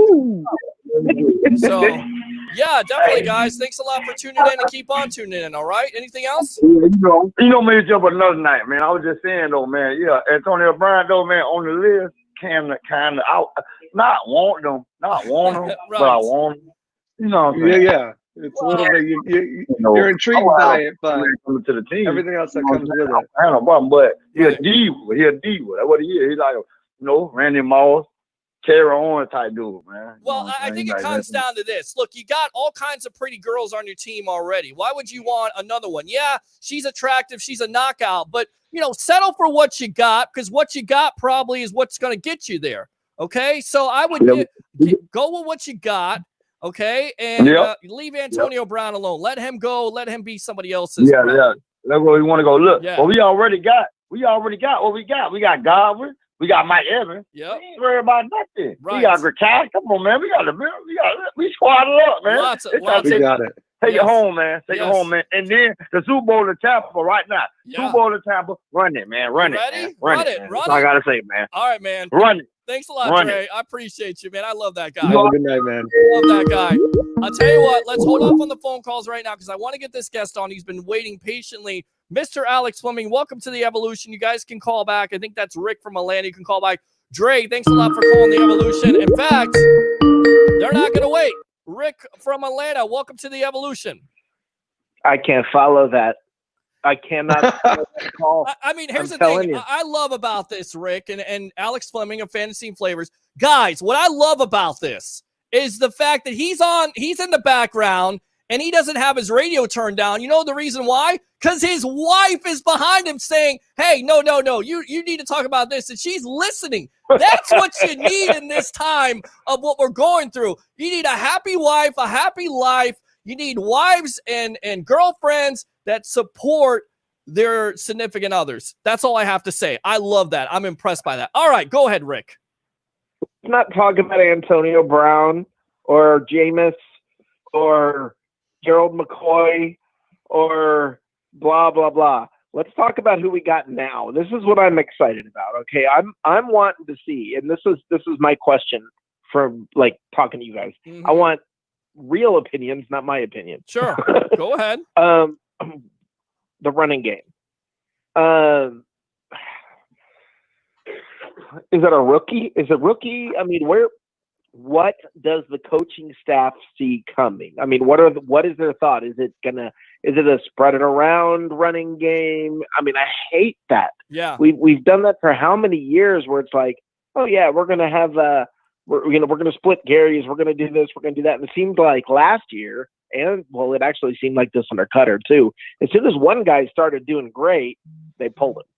Well, and they brought in the other guy just inexplicably, especially last year at the goal line when you pulled like Rojo or whatever and put in Dare on the goal line, and it just made no sense at all. I mean, what? I agree with you, Rick. I'll say this. I think they have a lot of faith, and Jason Light is going out there and said, look, I have a lot of faith in Ronald Jones coming in. He has to improve on some of his game, especially the pass protection, but I just believe if you can get him enough volume and enough carries, he can really make some things happen. Now, I think they're looking at it from the money ball aspect of how you use running backs. Maybe you don't think Ronald Jones is a 1,000-yard back, but maybe you can combine the two with a Keyshawn Vaughn. They really like Vaughn because they got him in the third round. He ran a 4.51 in the 40. He had consecutive 1,000-yard seasons, and it seems like he's a five-tool player, right? So he could definitely add something to this running back core that they felt like they couldn't get from Peyton Barber. So going forward, I think they're very happy with what they have. You're going to see it all play out, and it's going to be interesting to see if Vaughn pushes Jones. But right now, it certainly seems like Jones is in the driver's seat. I'll get the other guy's opinion. Anything else, and then you can hear them off. Yeah, I just want to say I like both of them. Right. But the thing that I just don't want to see happen, I guess what concerns me is that you don't commit to either and you don't get the full production out of either. And I don't care if it's one game, it's one guy, another game, it's another guy. I don't care. Just like you have one time it's Mike Evans, the next time it's Chris Godwin. Fine. That's great. But you got to commit to the guy and let him do his damage because running backs get better the longer the game goes on. Right. And this is that's what concerns me. I'll hang up. I'll listen. But I'm all about the running game because to me that's the only question we have. I on agree. this team. I think it's one of the main questions everybody's going to be kind of focused on, not only the offensive line but also the running game. Thanks a lot, Rick. Use that second call here on the Evolution. All right. You got it. You guys are awesome. Thanks. All right. Thanks a lot. All right. I'm going to go out to you, Joshua. I promise, Alex, you can comment on this. Alex, Fantasy and Flavors. Thanks a lot for joining me here. It's been a hectic night. Everybody, Dre came on there with his significant other. I thought that was very cool. How you doing, boss? I'm good. I'm good. Much better than I was last week, needless to say. Josh, how are you, sir? Doing great. Yourself? Can you hear me? Can Josh hear me? Yeah, I can hear you. Yeah. Like I said, better than last week. Well, I got fired tonight. Oh, well, you're aging like fine wine. So, I mean, I know your birthday was last week. So, all right. Hold on a minute. Let's go out to the phone lines here. Welcome to the evolution of Sports Talk Television. What's your name? Where are you calling from? What's up, Peter? It's Mike from Illinois. What's going down, buddy? What's going on, buddy? Say hi to Alex and Joshua. Hey, how you guys doing, Alex and Josh? All right. How you doing? If you have a question, you go ahead and ask it and hang up and listen. Or if you guys just want to talk to us, let me know. Okay. First of all, I want to speak upon what the Rick was talking about when it comes to our running back position. Okay. Yes, I can't see, of course. But I do have legit opinions, of course. For me, I actually don't. I think we'll have a decent running game. I don't believe that there's going to be that one back that's going to take over. I think you're just going to see a little mixture in between, maybe with Ronald Jones and the other guy. I'm trying to think of what his name is. Who's our second? Keyshawn Vaughn. Keyshawn Vaughn, and it's also going to be they have faith in Raymond Calais.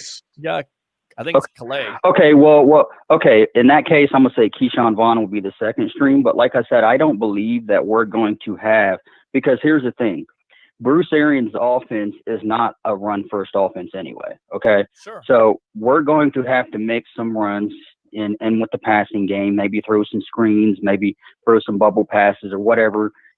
I just don't think we're going to have that running game that everybody wants us to have, because we're not that type of offense. We're not that type of team. Of course, yes, we're going to need some kind of running game to help Tom Brady, and the offensive line's got to be great at pass blocking, which is, I think that this team's going to do that. But at the same time, I just don't think that, it's not that I don't trust the running game. I just don't think that we're going to have 1,000-yard back. I think that maybe Ronald Jones will probably run for, 800-900 yards. Maybe Keyshawn Vaughn can maybe add another 500-600 yards in there, or, something like that. And that's not I bad. just think it's going to, I just think it's going to, Mike, that's 1,300 yards of rushing. So you'll take that all day long. Yes. And that's what you're kind of looking Yes. at. Maybe that's a possibility. It's certainly a possibility. Yes.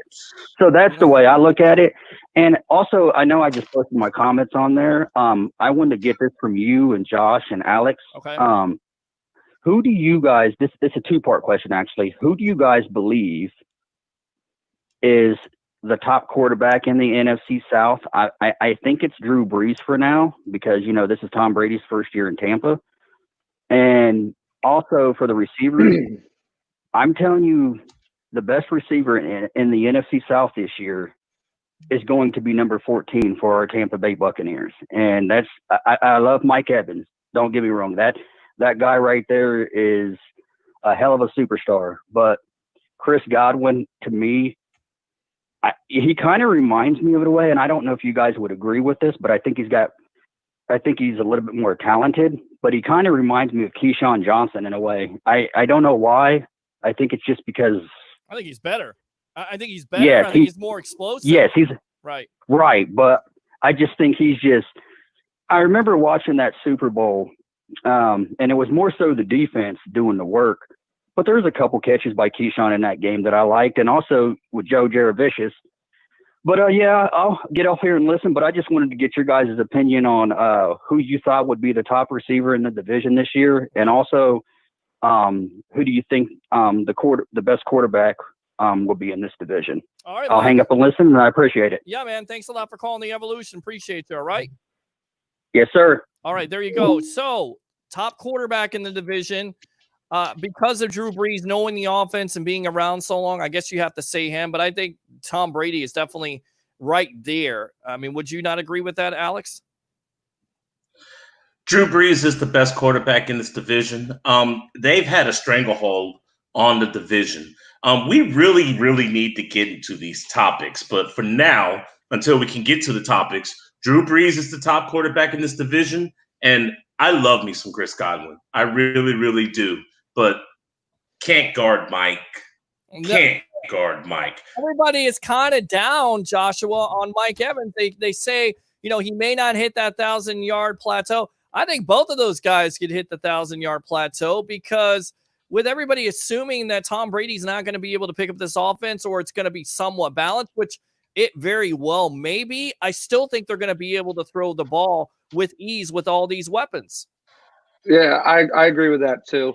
You're just with all the weapons, it's hard for me to see Mike getting that 1,000 yards. I feel like he comes close, and I definitely see it as a possibility. But I got to go with Godwin there. Obviously, Brees is the best quarterback. We'll stick with that. But I got to go with Godwin there because Brady's affinity to throw to the slot receiver, and Godwin did most of his damage out of there. And you look at the numbers he put up last year, and we watched the highlights on Monday on some of those throws that Jameis made that that the catches that he made from errant throws. You got to think that more of those throws are going to be on time. They're going to be precise. They're going to be right where it needs to be for him to get that extra yak, get that extra yardage, and just produce at a higher level. I love Godwin as I want to say the best receiver in the NFC South, but you still got Julio, and Julio can still do some magical things. I know you like Mike Evans. You still got Mike Thomas. Mike Thomas. Oh, Mike Thomas. Yeah. Thomas. He's a beast, but if you look at his plays, he's not as, most of them come from short yards. They're not, I don't know. I've got to go with Godwin this year. You're exactly right. Nick Citro even, talked about this on his Twitter. Go follow him on Nick Citro, of course, our media specialist here on Bucs Report. He talked about it. A lot of those catches are from bubble screens and slants. So for me, the Bucs have the two best wide receivers, not only in the NFC South, but in the NFL. Of course, according to Bleacher Report, that's what they say. Let's go out to the webheads, Alex. I'm going to get on these topics. Joshua, you're going to stick around. We're going to hang out here on the sports web.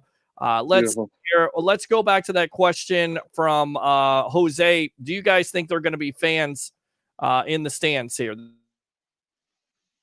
I do. I actually do. I do. I do. As we can see, I don't think people cared about COVID during the time of a nation's crisis. And it's a 99.6% survival rate. That limited fans, and then it's going to explode. Yeah, it's going to be like swimming without a lifeguard. Do it at your own risk.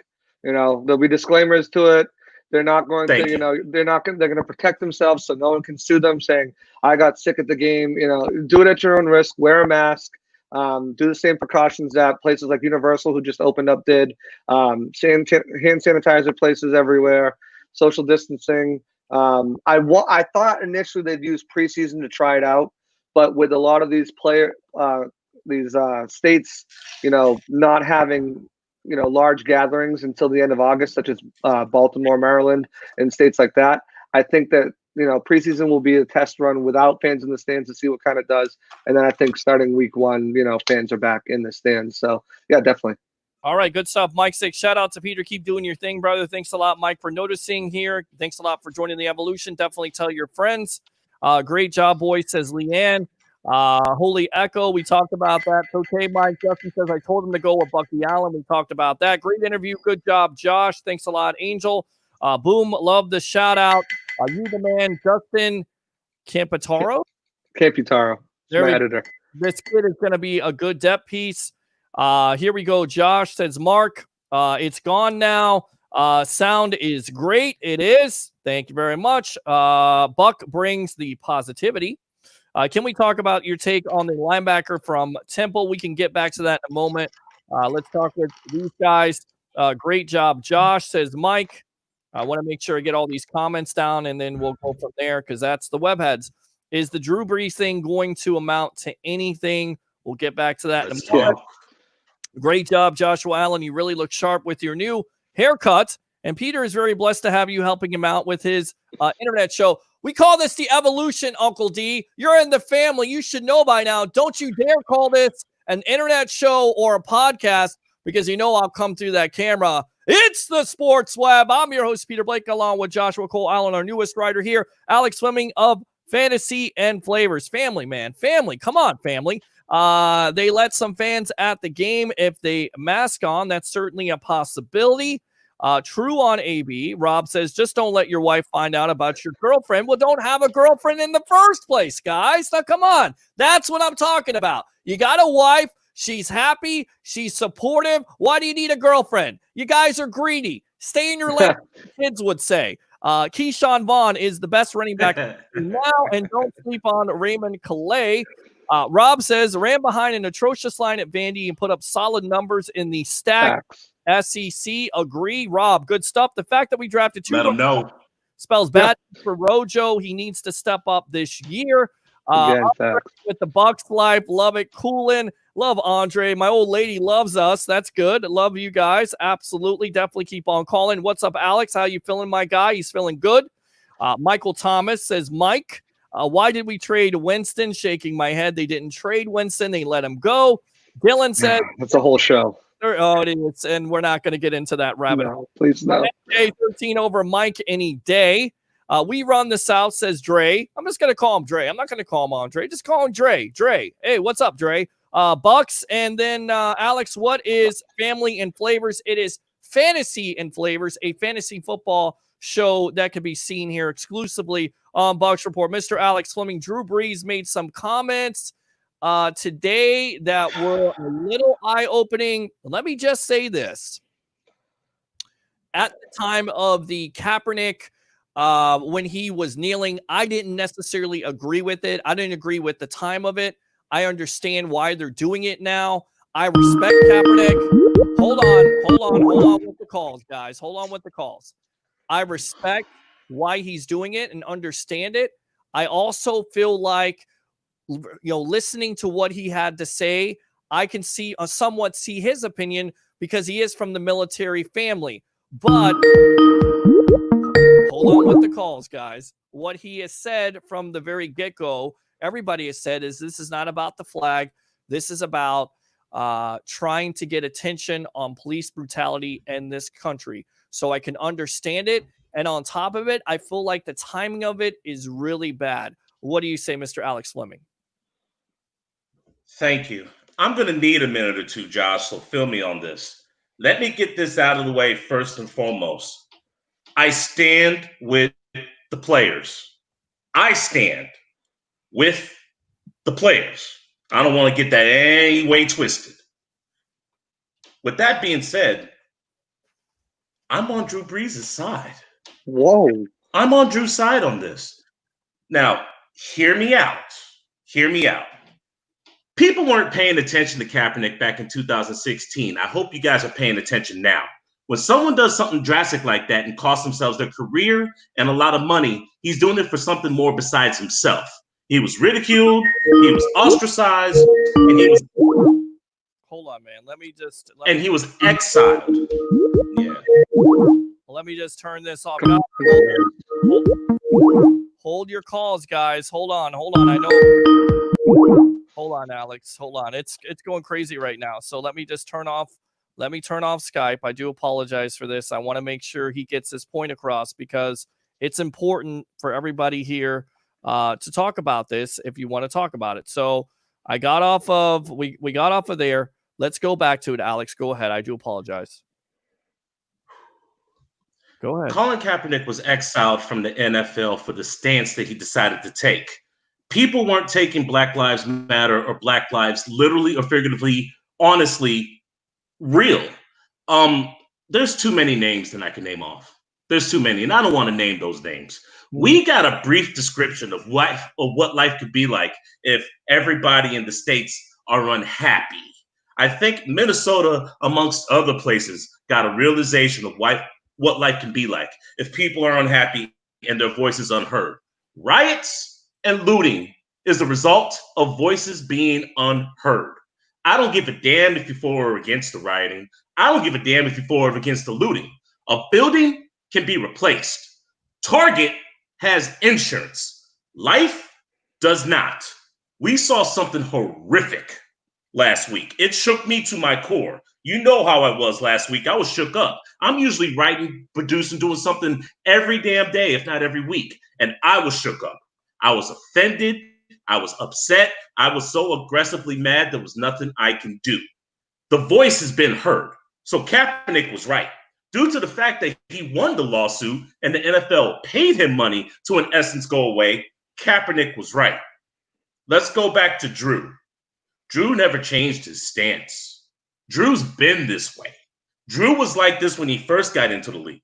Drew's family is military. Now, is Drew tone deaf? He for damn sure is. He picked piss poor timing to make these comments. But with that being said, you need people like this. People like this are the bridge to getting something accomplished. Do people forget that he donated $5 million to COVID ID-19? Did people forget that? That didn't happen all of a sudden? Did people forget that he donated meals during Hurricane Katrina and all throughout his career? Do people forget that he's helped out that city and he's been friends with many teammates that have his back? If we're going to crucify Drew Brees, how about we crucify Jim Brown? Jim Brown, who's an 82-year-old man, still says he'll never kneel for the national anthem because it's up to us to make the change in this world. I'm going to be completely honest with you. We are not on a level playing field. But that's the beautiful thing about America. We have a difference of opinion.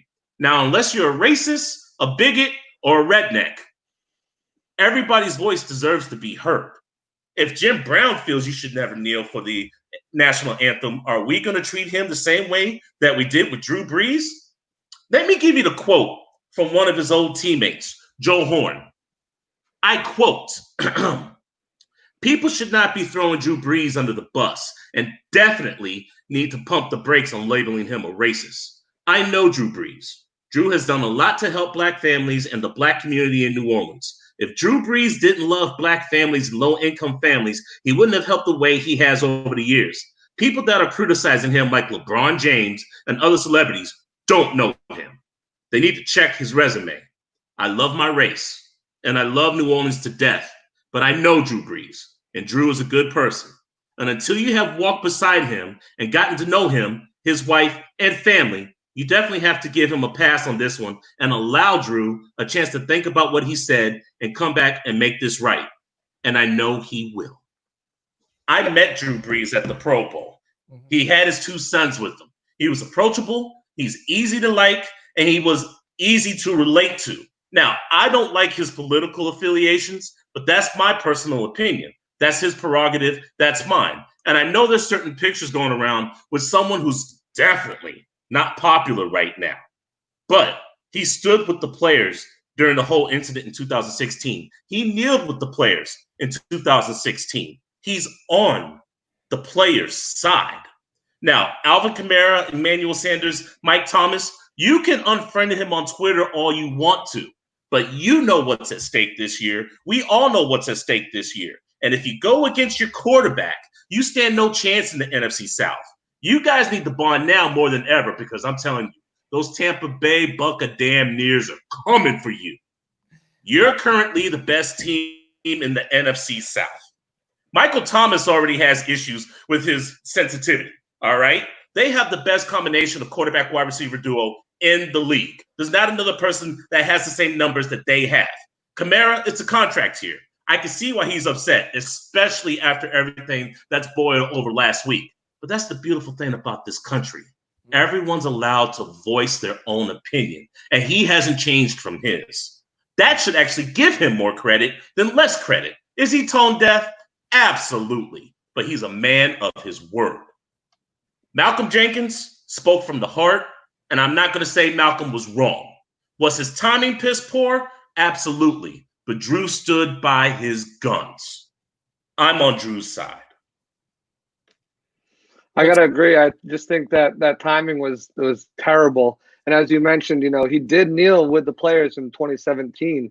Of course, it was before the national anthem was played, and he stood up when the national anthem was played. But you're right, he hasn't changed position. And I don't think many players or many people that know him or in the league think that Drew Brees is a racist based off those comments. I think they're just more upset about the timing. Everyone's tempers are still high, and it's just causing distraction. What so many other players are trying to bring to light, especially African American players. Josh, let me say this first. Before people call me an Uncle Tom or a bigot or a sellout, people need to understand this is never about the flag. It is not about the flag. If you worship and follow a flag, then you worship and follow false idols. I don't worship or follow a flag. It is a metaphor for what this country can stand for. So anybody bringing any of that flag talk to me, shut up. I don't want to hear it because you're missing the bigger point. I agree. Was his timing awful? His timing was absolutely awful. But he stood by what his opinion, let me say that again, his opinion was. People are uncomfortable with something that they don't want to hear. If it doesn't go with what currently is in on the Times, people will go against it. Now, he's getting barbecued on Twitter and social media, but he's the same man now than what he was in 2016. You can't do all this good, then all of a sudden have to flush down the drain.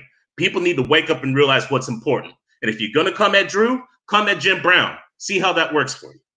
Yeah, it won't work well. And guys, it's a conversation that I haven't necessarily had because I feel like somebody's going to disagree with you. You can't be.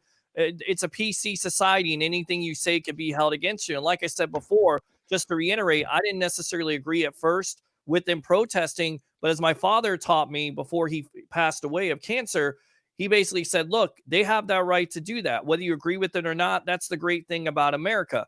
I understand it. I get it. I wish they would pick another time. But look, it is what it is. I'd rather see them kneel at this point than riot and loot. Can we just all say that? And can we say that, with this show right now, with the Sports Web and Bucs Report, we have proven that basically we don't have to yell at each other. We don't have to call each other names. I feel like in this society these days, if you say something wrong, you're basically cast out as a racist. You're basically cast out as this and that. And the other thing, we got to stop doing that. We just got to talk to each other. And sometimes people just got to let other people talk and listen. And what you're watching right now is the evolution of sports talk television. It's the Sports Web. I'm your host, Peter Blake, along with our newest writer, Joshua Cole Allen. Great job by Alex Fleming of Fantasy and Flavors. Do we want to open up the crack in here and open up these phone lines or what? Bring it. All right, there we go. Bring it. We're going to open up the phone lines. If you guys want to call up, we will definitely Alex, I just want to say, too, I want a piece of you in fantasy this year. Oh, look at that. You already challenged No, but you don't. I do. No, you don't. I want to bring it on.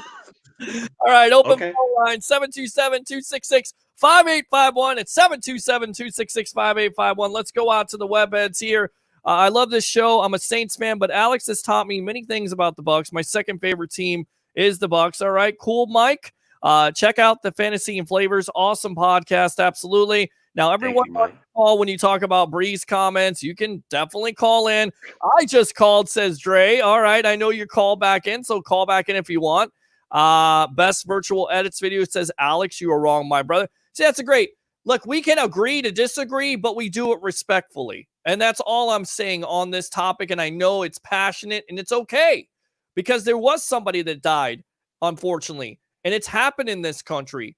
And are there bad cops out over and over again? Yes, there are bad cops, but there's also good cops. Just like there's good white people out there, there's good people altogether. White, black, whatever it is, everybody cannot be characterized as being bad. So I think we've got to stop those stereotypes. We've got to eliminate that. We've got to come together, and it sounds corny. We just got to love each other, man. We got to give each other. I want to give you a virtual hug because you guys are awesome. You guys kicked ass tonight here on the Sports Web, and we've got to be positive because the times that we're going through right now are just crazy, and all the negativity. I feel like, and all too well, guys, you've been on Facebook and Twitter. It is a cesspool of negativity, and everybody has emotions about this, but we've got to kind of calm down a little bit and keep things in perspective.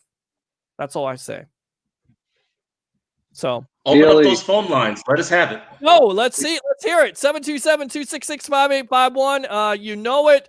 So simple. Dre says we built this though. I don't know what Dre is saying. We built what? Preach on, Alex. Preach, you fans built the sports web. Absolutely, the evolution. Join the 65,000. Hopefully, it's 66,000 here eventually. Dre says, "Yep." Best virtual edits video. I agree to say, Alex, get educated, but I definitely see you're not knowledgeable about the situation. It was never about the flag. He didn't say it was about the flag. He said that Drew Brees is stuck to his guns. He also said about any flag talk, the reason why they nilled in the first place is the real story is that Colin Kaepernick talked to, I believe it was a U.S. Army veteran, and the U.S. Army veteran let him know to kneel. Now, whether you agree with that or not, and there's a lot of people that feel passionately about the national anthem. Would I like them to pick a different time? Absolutely. But this is America, okay? And you have that opportunity to protest. If it offends people, it's going to offend some people. Not everybody's going to like everything I say. Not everybody's going to agree with everything I say. Not everybody's going to agree with Joshua Cole Allen and what he says, even though he's a kick-ass interviewer. That's okay. And not everybody is going to agree with Alex Fleming. But at the end of the day, it's a great thing that we have that opportunity in America to talk about it and feel differently. If we all felt the same, it would be a boring world. Do I think we have to improve on it? Absolutely. And that's what I take out of the comments where he says there's nothing. Does America have things to work on? Absolutely, they do. It's never been a perfect society. And anybody that thinks it's been perfect, it's not. Go back to the history. It'll tell you everything you need to know. But that's the great thing about us. Even though it's imperfect, we're going to do everything we can to get through these type of hard times, if that makes sense. If I may mention, do you remember when this whole thing was combustible back in 2016 and 2017? Yeah. How are you going to tell a military veteran who plays football like Andrew Villanueva for the Pittsburgh Steelers not to go out there and not stand for the national anthem when he served this country? Right. Now, he was conflicted because he wanted to be with his teammates and he wanted to show support, but he was in the front lines. Right. He was there fighting for people's freedom. Now, I'll be the first one to say this country is definitely not perfect. I, probably better than you two, know some of the injustices of this country, but you can't question what's in a man's heart. And people like Drew Brees are the bridge, the gap for social and actual change. Call me what you will, but I'd rather have someone who sticks to their guns than who flip-flops and lies on a regular basis. People like that can't be trusted. They can't be. They definitely can't be trusted, right, Josh? Absolutely. And with Brees sticking to his guns and following the same path that he has since this all started, you know that he can, like Alex said, bring something to the table. You have people like Malcolm Jenkins who spoke his heart, and you have Drew Brees who can come to the table and talk and discuss. And that's the beauty of it. And that's the beauty of football and sports and stuff like that. You can bring multiple different races and ethnicities and religions and cultures together and sit down at a table, and sports allows you to bring that together, which is why these comments and everything going on now is kind of disheartening, because you saw the uplift from black athletes and white athletes during these times, and then this quote comes out as unfortunate timing from Drew, and it's just kind of blocked everything that has been so positive so far out and has brought in negativity from all the players. And that's the last thing we need is negativity right now. But can I say it's unwarranted for the timing that he did it? I don't know. I don't think so. I think the backlash he's getting is warranted right now. He could have waited and said something like that, or he could have just phrased it differently. And I never had a problem with Colin Kaepernick kneeling. The problem I did have with was the pig socks. I think that was taking it to the next level. But the kneeling thing, I never had a problem. Not once was I like, oh, how dare these guys kneel during a football game? You know, they need to be heard and seen. And that's the biggest thing. What the riots and looting are happening is because Black Americans are feeling like they are not heard and seen, and protesting peacefully is obviously not getting the job done. It's been done when Colin Kaepernick did it. It's been done over the history. So, and it's all the world is talking about. It's everyone's talking about riots, loots, peaceful protests, turning into it. So the attention is there and people's eyes are on it. And whether it's for negative or positive, people are paying attention. And hopefully the goal here is to turn this negativity into positivity and to break the systemic, system that there is to improve lives for everyone in America. Everyone. Colin Kaepernick did this initially shortly after what happened to Philando Castile. Also, Minnesota. Imagine that. Philando Castile, Ahmaud Arbery in our backyard in Georgia. Breonna Taylor shot in her own damn home. I thought you had castle rights there, but I guess not for some people. Speaking of castle rights, Botham Jean, Dallas, killed by a police officer who was at the wrong door. And we all saw what happened last week. Not one person has forgot that this is about George Floyd. Your buildings burning, you're rioting, you're looting, and all the unrest that's now up in your face because you didn't want to address it before, that's because of George Floyd. All right? Not one person is forgetting about that. No one's missing the point, and no one here is uneducated. This man shared his opinion. If everybody thought the same, I guarantee you, I wouldn't be here. Josh, you might be here. We never know, but there wouldn't be an outlet for other people to further themselves and actually get a seat at the table. So any of that ignorance, you're missing the point, uneducated, stop. We live in a society where everybody wants gratification now. We're built on a foundation of every different race, creed, color, and religion. All right. Dre says black people are smart, especially you, Dre. Media is the worst. Media is the worst. It just pumps out the hate. And yeah, so football. Yes. Well, I'm going to ask you this question. Let's read what the webheads had to say. Drew is my quarterback. I agree, Alex. Terrible timing, but you have the same take. You and I have the same take. We need people like this to bridge the divide. For his teammates to be a little after him shows and strengthens the divide. If they stood side by side with Drew, it would show how to rebuild. And you kind of wonder from the football aspect how that will affect the chemistry of this team. We'll get back to that in a moment. Let's read the webheads comment. What's you butt hurt? No, nobody's butt hurt. Uncle Tom was the good guy in that book. I don't know what that's all about. Best virtual edits video. His opinion was wrong. You know what, Alex? Get educated. Mr. Peter, please don't condone this. I condone anybody that has an opinion on this. I've said what I've said, and I'm going to leave it at that. And if you don't agree, you can go ahead and call. Be respectful. 727-266-5851.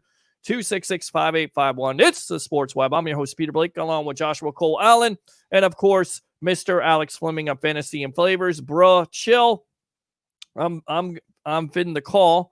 I'm gonna bring it. Okay, we'll call up. The phone lines are on. Rob Banks, I like this. Cancel culture needs to end. I agree, because it seems like every society, everywhere you turn it, and even going back into years, 10, 15 years, you know, at the time, maybe the movie role was, you know, not necessarily the most appropriate, if you will, but then trying to get somebody to get fired or have them apologize. I think we just kind of need to relax a little bit and maybe, you know, just again, embrace each other, embrace that positivity instead of all this negativity.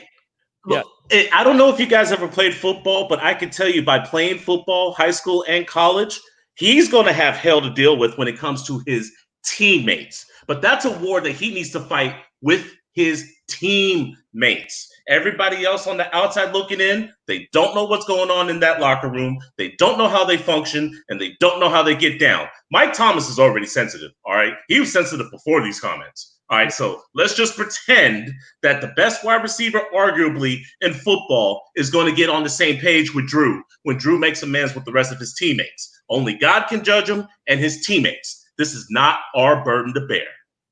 Not only that, to mention, he's got to fix his relationship with his teammates. But even going beyond that, he just drew a big circle on his back from people who aren't going to be in that locker room and aren't going to be able to hear him talk and express his opinion behind closed doors. He's got a big target on his back, and he's got to be worried about that with other players coming after him. All right, let's go on to the phone lines. Welcome to the evolution of Sports Talk Television. What's your name? Where are you calling from? My name is Mike. I'm calling from Wisconsin. I'm a good friend of Alex Fleming's. Go for it, Mike. Welcome to the evolution. What's on your mind? Well, I'll tell you, I have mixed emotions about all this with Drew. Drew is my quarterback. I'm a Saints fan, but I also had a father that spent 27 years in the military, and he will, for one, tell you that you take a knee, but you never sit. Okay. And, you know, I'm a white guy from Wisconsin. I'm a conservative, but I have many black friends, and I'll stand shoulder to shoulder with them any day. Okay. That's respectable. So- That's absolutely respectable. And I think that's what we got to do. We're all brothers here at the end of the day. We're all, unless we're rich and look, I'm not going to sit here and tell everybody that the rich are all bad, but at the end of the day, we're all trying to do the same thing. We're all trying to fight for our right to have that American dream in this country. That's what we're all about. Absolutely. So anything else? How you doing, Mike? I don't know if he can hear you or not. Do you have a question for Alex? Not really. I just wanted to let him know that I agree with his take on this. I love him to death. He's a great man. I'd do anything for him. He's done a lot for me and my son already. And you guys have an amazing show. I love listening to it. Thank you. And just keep on doing what you guys are doing. Absolutely. I appreciate it, Mike. Thanks a lot. Don't be a stranger. Use that second call if you want to. All right? All right, brother. Take care. All right. There you go. Good stuff there. I like that. That's what I like. All right. Let's go out here. Those people who protested didn't loot. At least in Tampa, people took advantage of the situation, came late, took advantage of the situation. Yeah, I didn't like that whole aspect. It's okay to protest if you want, but, we've been through that. So I love Officer Thomas, says Dre. I don't know who that is. Love man. Okay. What's the phone number again? You got the phone number. Gabe from Oklahoma, the 17-year-old prodigy here. Yes, 266-5851. What's going on, Brandy? How you doing? Alex, there you go. Somebody is a fan of Alex. You got Joshua Allen fans. Oh, here we go. All right, welcome to the evolution of Sports Talk Television. What's on your mind? I'm going to try and get in as much as I can before my phone decides to crap itself. All right, is this Gabe? Yes, it is. All right, man. Welcome to the evolution. What's on your mind? First, I want to bring up these last few weeks have been bullcrap for all of us. Okay. They've been absolute bullcrap. Yeah, it's been tough. It's been tough to be a sports fan. And I think, this show, and that's what we try to do on Monday, take your mind off of it. But sometimes it kind of seeps into sports, and we got to be respectful about it and talk about it. But we'll talk about it respectfully here on the Sports What. What else, bud? Yeah, it hasn't been good for me either. I've just found out that my pa had a biopsy and it came back positive for prostate cancer. So sorry, man. Past few weeks have been so bad for me. Sorry, man. God bless. So I think that talking will bring my mind off it. So. Okay, well, go for it, my friend. What else? Do you think the Bucs will take advantage with all the division that's happening with the Saints? Michael Thomas, Malcolm Jenkins are all coming down on him, and I think they might take advantage of that whenever the regular season comes in. What do you think? That's a great question. I'll tell you what. I'll hang up. I'll ask the guys here, and then you can call back if you want to later on. All right, boss? All right. Thank you, Peter. God bless. Hey, man, hang in there. All right, we're with you here on Bucs Report. Hang in there, man. I know how it is. I lost my father to cancer, so just pray and be there for him, and you guys will get through it together. Okay? Thank you. All right, man. That's tough. I know how it is. This whole comment from Drew Brees. Do you think this will affect the chemistry of this team? And is this a good thing for Tampa Bay Buccaneer fans to look forward to with some possible division? No. Yes.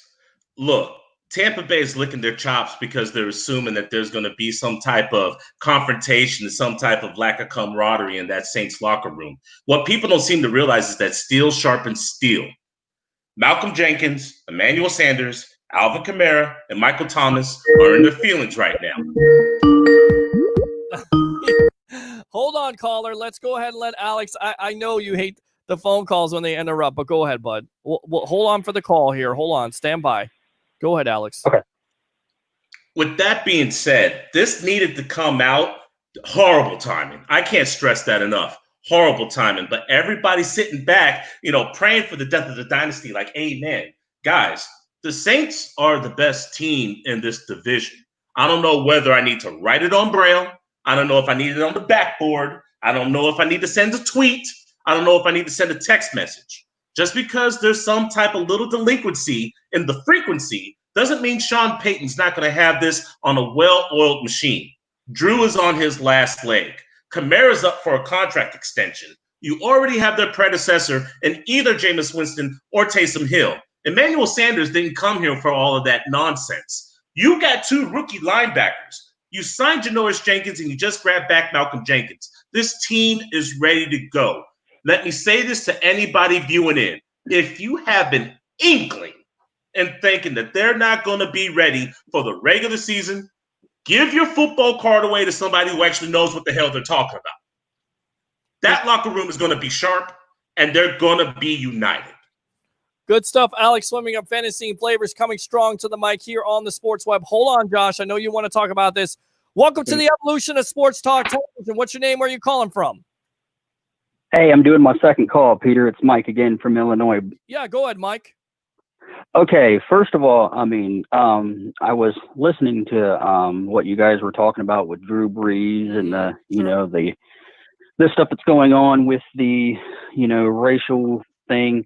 I did a video, which is I apologize to one of my admins in my Buccaneers groups because I had did a video in there and I guess it was too political for them, but what I was telling people is everybody in this society and this world, either black or white, we all are related in a way. And that's what I think a lot of people should understand. And I get maybe some people are not fond of each other. We're all not always going to agree on the same thing. We're going to agree to disagree, basically. But there's never going to be a point to where racism is going to go away. It's always going to be a part of life. But the thing that we all need to do is, as a society, is throw that aside and say, hey, you know what? We're all brothers and sisters in a way. I mean, for me, I am related to black people. I have friends that are black, and I have no problems with the black community. And the way these police officers treat the black community, and I told friends, the reason why that they do these things is because, they see a black person, wearing, gold, grills or nice shoes or, they just think of them as racial profiling. Yes. And that's the thing that's wrong from especially from the police. You need cops. The thing for them is, I get why cops, because the thing is I think because they know for black, especially, I don't know, for like the black community, I think cops look at them as aggressive people. Okay. Where, they just look at them like, oh, well, they're going to be aggressive with us. So we're going to, be as aggressive with them as they are us. I just think they look at them a different way, which to me is upsetting to me because, I've been around a lot of black people. I love the black community. They respect me. Of course, there's a bad apple in every race. So, I mean, people just need to get a grip on themselves, grow up. I think once football season and everything else starts coming back around, I think you'll see more people coming together and more people enjoying life, because not having sports is causing this world to turn upside down, basically. But that's it. I just wanted to, hear what you guys thought about that and my comments, and I'll hang up and listen. All right, Mike, thanks a lot for calling the Evolution. All right. Thank you. All right, there you go. Go ahead, Alex. What do you think? I think it's a little bit deeper than that. Sure it is. Thank you, Mike, for your comments. It was heartfelt. It was at least honest. He came off the cuff. This needs to end. This is a sports show, but this is something that needs to be. This was something that Colin Kaepernick tried to address 4 years ago, and he was exiled for. Yep. But it can't stop now. We shouldn't have to burn down buildings and have protests all week to get your attention to say, hey, things aren't right. And let me say this to all the idiots, since you're giving me the platform, to all the idiots that are saying all lives matter. That's like saying all houses matter, but only one house is on fire, and you're washing down the house that's not on fire. Let me give you a better example. You got 4 people at the table. You got Tom, Randy, Rose, and Barry. And Barry is someone that looks like me. And everybody else on the table is eating, and I'm hungry. I'm asking for food. And then Tom says, well, everybody likes food. And I'm like, hey, I'm hungry. Well, everybody likes to eat. Hey, we're not eating. And that's when you get auto zones and buildings and apartments and Wendy's that get burned down because people weren't listening. You're listening now. Well, you're definitely, that's the meaning behind Black Lives Matter. You're definitely listening right now to the Sports Web, and it is a full meal. I always call the Sports Web a full Thanksgiving meal. We don't bring you beets or we don't bring you stuffing. We bring you the meat and the potatoes. I'm your host, Peter Blake, along with Mr. Alex Fleming of Fantasy and Flavors. Joshua Allen, want to ask you, do you think this has an effect on that locker room with Breeze's comments? I don't. I think whatever issues that they have, they'll solve. I mean, it's only June. They'll solve before week 1.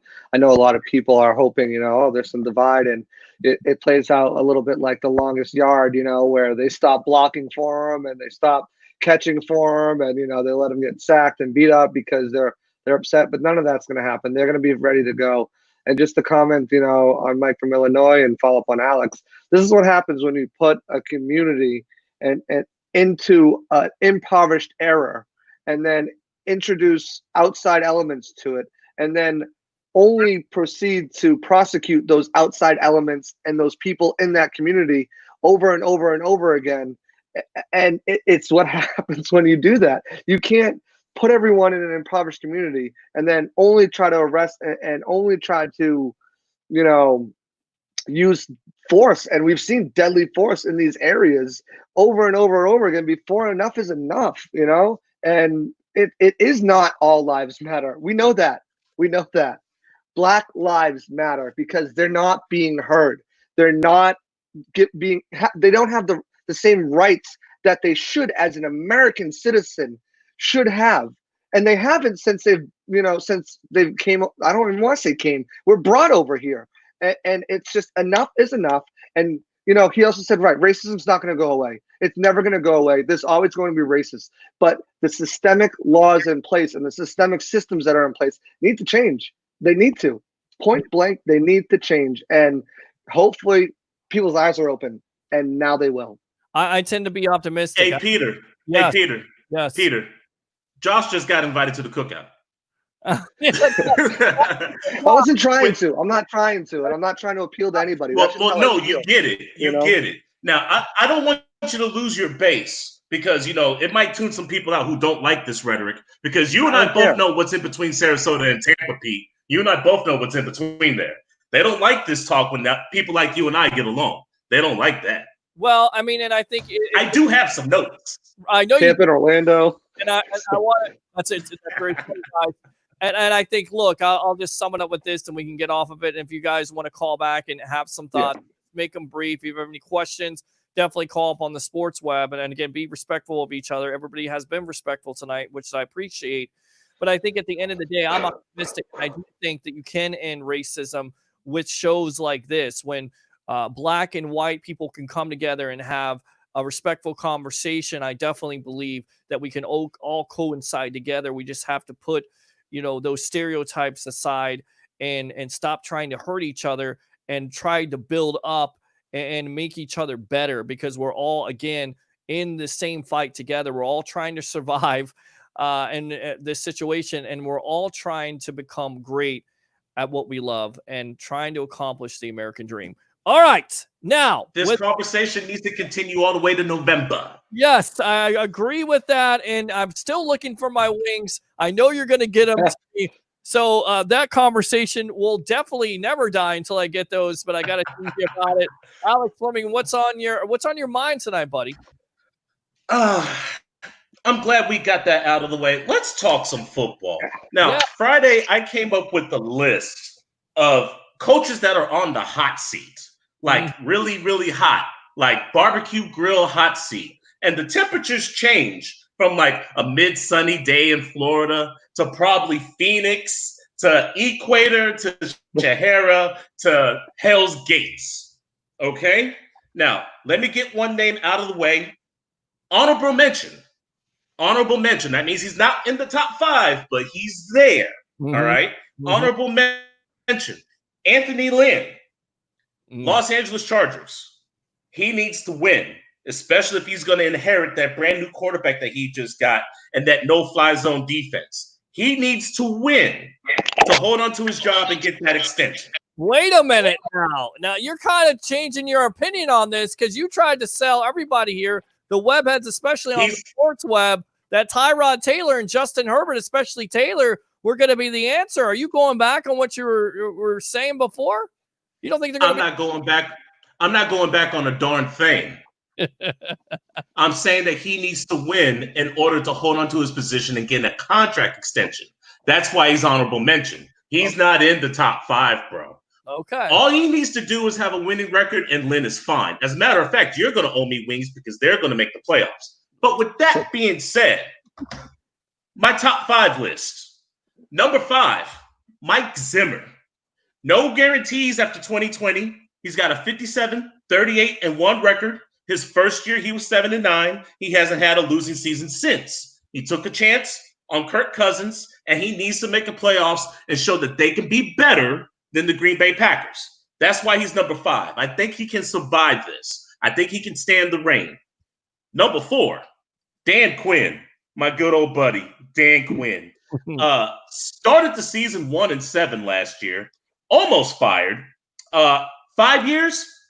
That's fine. He's been there for a while. He is a 25-25 coach since the Super Bowl flop. I think everybody can remember the Super Bowl. He's 25-25 since. And there's friction in-house. Thank you, Caleb McGarry. That's somebody who really needs to shut the hell up. Dimitrov has some bad recruiting. It's a make-or-break year for the Atlanta Falcons. I don't think he's going to make it. No. Number 3, Chuck E. Cheese, Matt Patricia, Mr. 922-1 himself. The Darius Slay debacle, he's now in Philadelphia. He was 6-10 in 2018. After that team went 10-6, he went 3-12-1 in 2019. You know what his winning percentage is, bro? 297. That's not good. That's not good. Typical Bill Belichick coach when they move on. And they're always good under Bill Belichick, but when they move on to another team, it's not necessarily great. To be fair to Patricia, not having Stafford last year, but to me, it is a make or break year for the Lions. The Lions could surprise some people because, DeAndre Swift, they have some weapons there. The big key is Stafford 100%. If he's not, they're not going anywhere. And Patricia is definitely dead man walking. Go ahead. He plays taps on Memorial Day. He might be playing taps when he gets fired. I hope he gets fired, but that's neither here nor there. Number 2, Doug Marrone. Bro, Doug Marrone. Wow. 2013 and 2014, he went 6-10 and 9-7 with the Buffalo Bills. All right. 2016, he went 1-1. That's when he inherited the job at Jacksonville. 2017, he was 10-6. Blake Bortles, that no-fly defense, and he was about 6 minutes away from going to the Super Bowl. Since that moment in 2017, 2018, he's went 5-11. 2019, he's went 6-10. 37-45 overall as a coach. All right. Now, his rush attack. 2017, his rushing offense was number 1. In 2019, his rushing attack was 23rd. Can you say drop? Defense. 2017, second best defense in the league. 2019, 21st. We're watching you, Doug. We're watching you. Oh, but I think you know who number 1 is. I think you know who number 1 is. Number 1 coach on the hot seat. Barbecue, grilled, flame broiled. Bill O'Brien. This dummy. This guy, all right, NFL ranked him rock bottom as coach of the year. He's got no shot. He's got no chance in hell. Now, since 2014, his record's been 9-7, 9-7, 9-7, gets Deshaun Watson, he gets hurt, 4-12, 11-5, 10-6. But the wins don't make up what's happening with this team. 2-4 in the playoffs and some embarrassing losses. Kansas City beat the brakes off them a couple of years ago, and then last year came back from a 24-point deficit. Big name departures: Jadeveon Clowney, Tyrann Mathieu, DeAndre Hopkins, DJ Reader, and he just blew up the whole damn contract with Tim Jernigan. from Philadelphia to Houston. He doesn't want to play for his punk ass either. 15-38 on challenges, and if they don't win this year, if they don't win this year, fire Bill O'Brien. Absolutely. And I'll tell you why they're going to fire Bill O'Brien, because it's not going to work. You lose DeAndre Hopkins.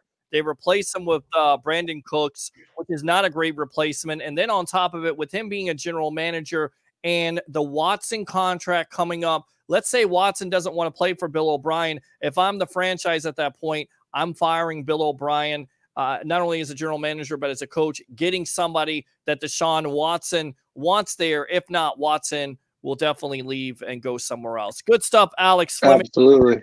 And Flavor. And not to mention an improved division there too, with the Titans. The Colts got better. Yeah, the Jaguars are trending downhill, but he's out of there. He's good as gone. Bringing a new GM, trying to patch things up with Deshaun Watson, and move on. Guys, what about Adam Gase for the Jets? I mean, big time expectations. Sam Darnold. They draft an offensive lineman. You get Le'Veon Bell. He doesn't necessarily work out. Is this a make or break year for Gase, Alex? You know why Gase is going to get by?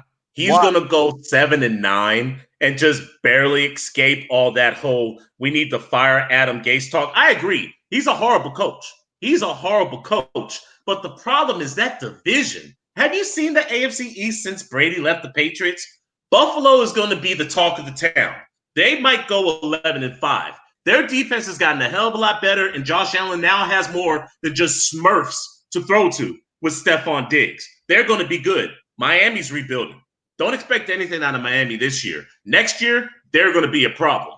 And then you got the Jets and you got the Patriots. I think people are going to get a rude awakening to see how bad the Jets and the Patriots are going to be. But the Jets, I believe, are going to be better than the Patriots.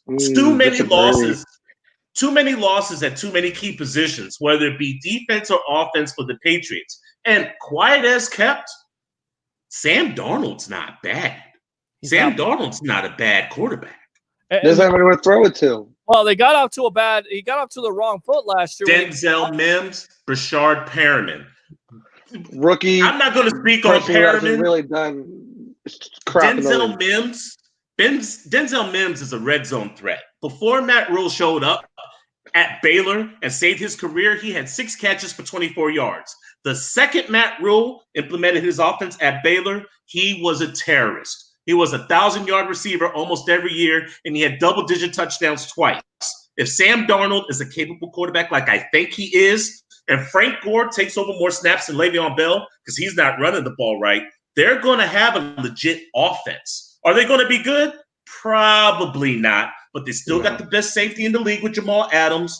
They do have a good linebacker core with C.J. Mosley, and they'll be able to squeak out a couple of games. And that's why Adam Gase is going to keep his job. But Sam Darnold's still going to be running around with that trash O-line. Is Chris Herndon ever going to get healthy? Denzel Mims is going to have a learning curve, especially without OTAs. Rashad Perriman is what he is, a phony. And Le'Veon Bell hasn't been Le'Veon Bell, and Frank Gore is like 40 years old now. Like, I just don't see it.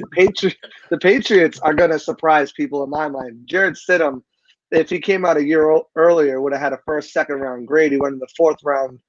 They drafted 2 tight ends to help improve that tight end room. You have another year of learning. And let's not forget that these young wide receivers, N'Keal Harry, Jacoby Myers, Gunnar Olszewski, that they had, were catching passes in training camp and practice from Jarrett Stidham. So they already have that chemistry coming in. They still have Julian Edelman. They drafted a couple linebackers, have a couple promising linebackers on there. The secondary is still the best secondary in the league by far. Reigning defensive champion Stephon Gilmore back there. I don't know about the best secondary anymore. How do you say that? J.C. Jackson, John Jones, McCourty, Chung? Okay, last time I remember Smokey Brown burning Stephon Gilmore badly. One bad game, and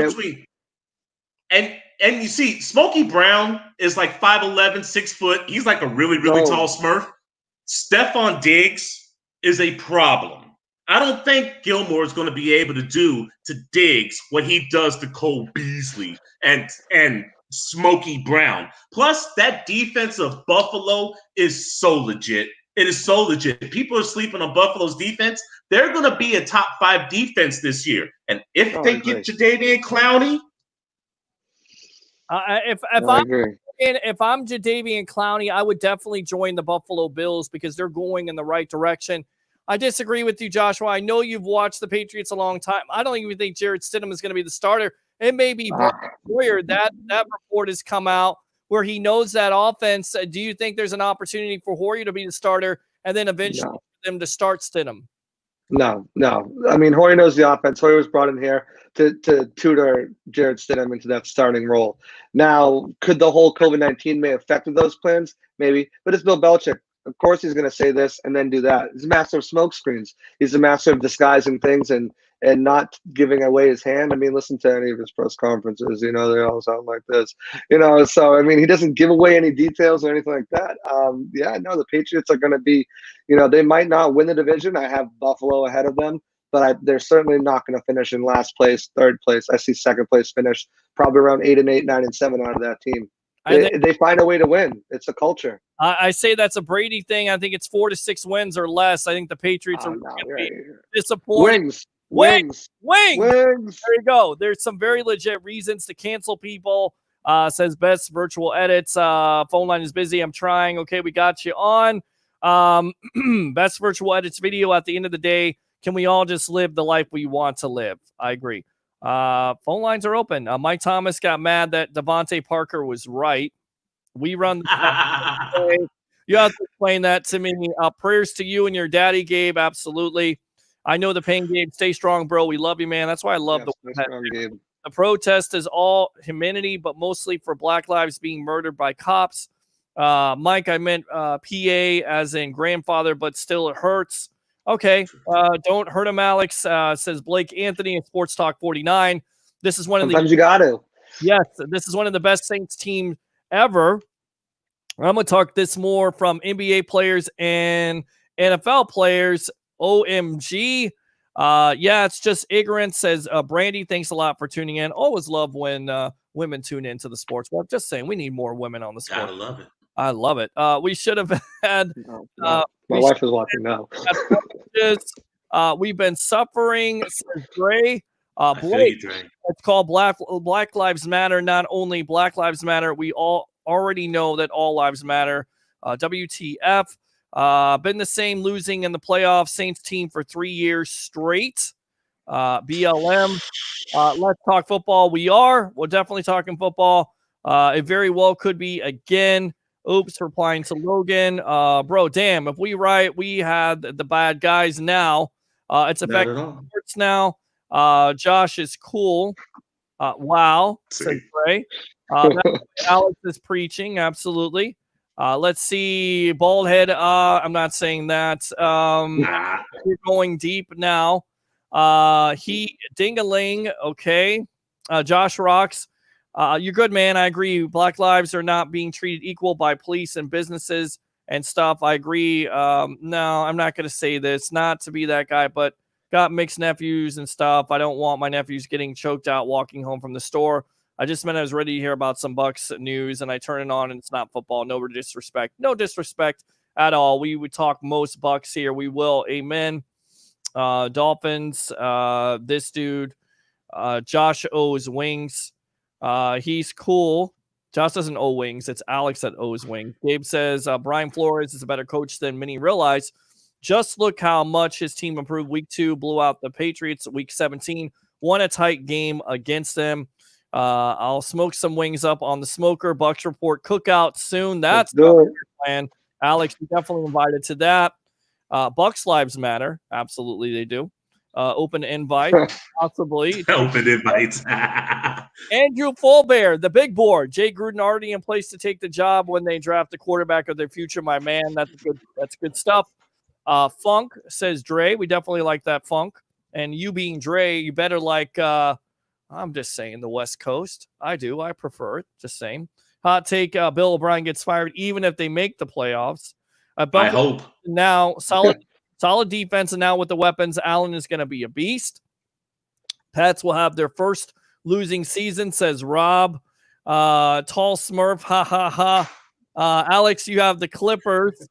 Man, Breeze is getting absolutely destroyed on Twitter. I would just get off there. And best of virtual edits video. Alex, send me wings. 3202 North, 18th Street, Tampa.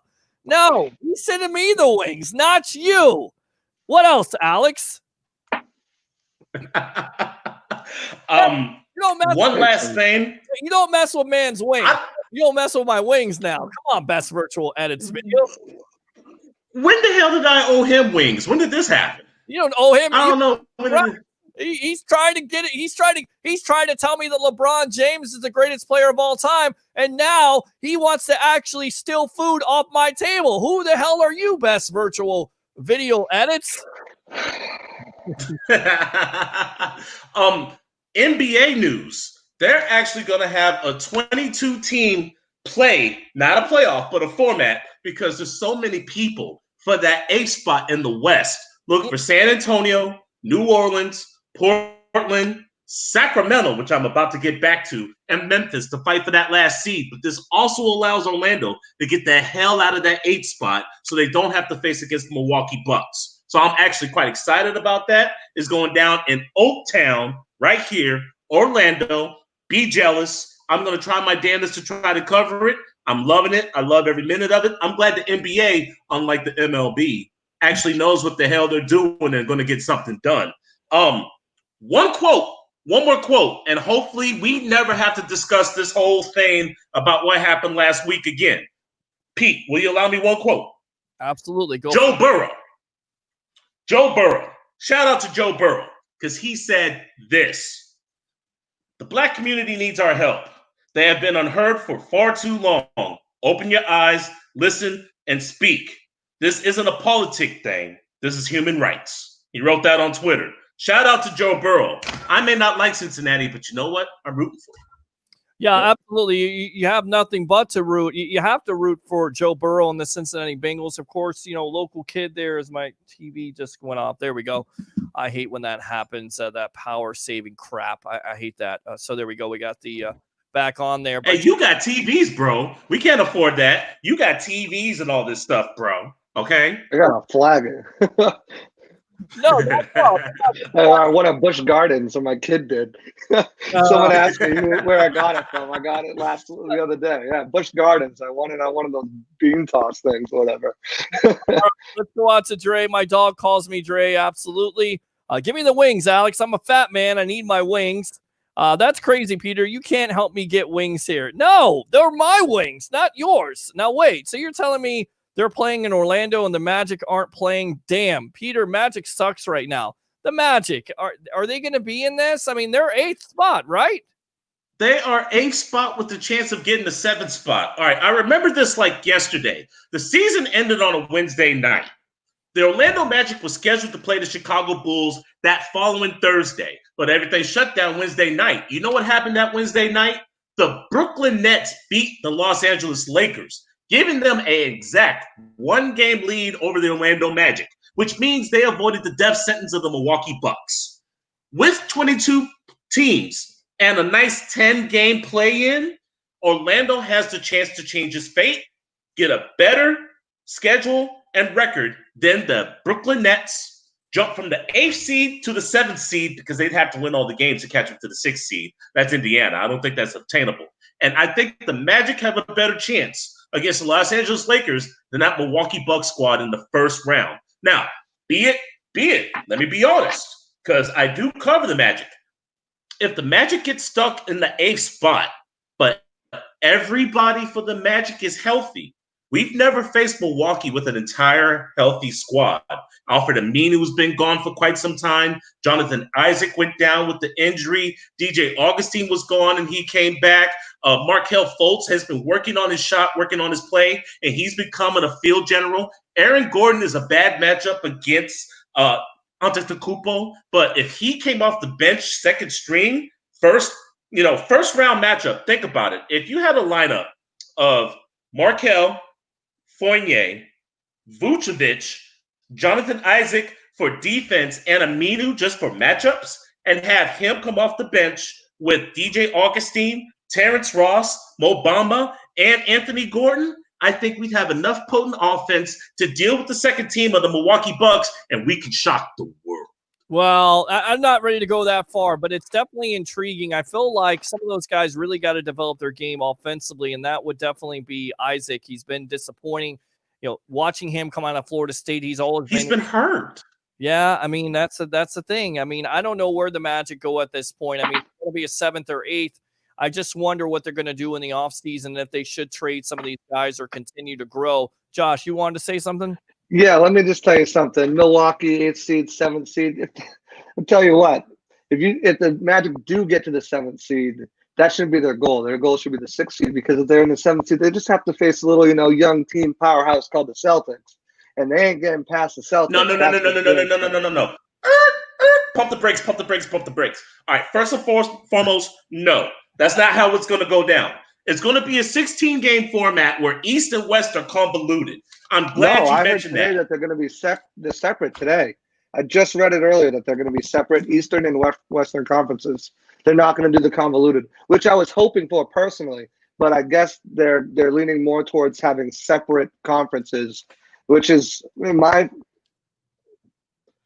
I saw that. I'm on Pro Basketball Talk right now. They're talking about 2 separate conferences. Josh, check it out. Now, let's imagine that they go East versus West. Let's just say they do East versus West.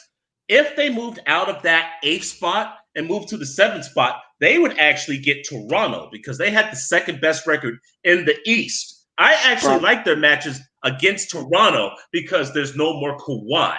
Kawhi was the difference maker last year. Whenever Orlando played Toronto and Kawhi, it was close games except for the last 2. Now there's no Kawhi.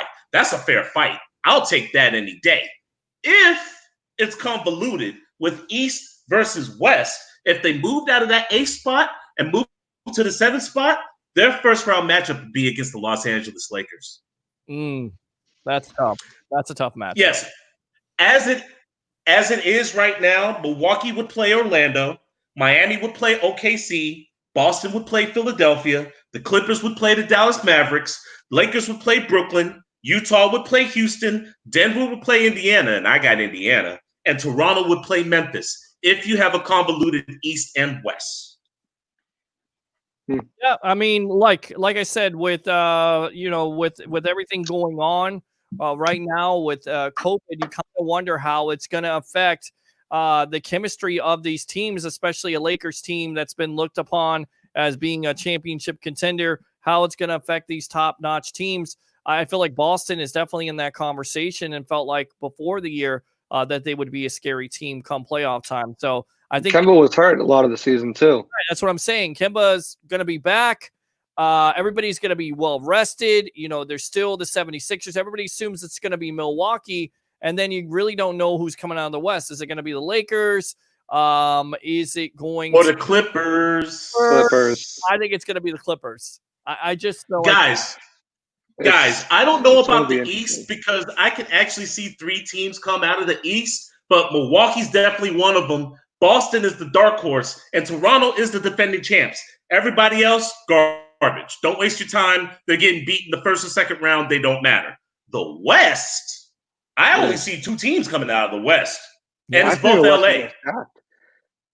Lakers, Clippers. Lakers, Clippers. Let's go back out to the webheads here. Not just Joe Burrow, but also Trevor Lawrence. The clubs open back up Saturday. I heard the bars, and I don't think the clubs. Are the clubs opening up? I thought it was just the bars. Maybe it is the clubs, but everybody be safe there because it is like 50% or something like that. Capacity. Andy Dalton will take over for Dak after the season. His CTE is serious if he thinks he's worth more than $20 million a year.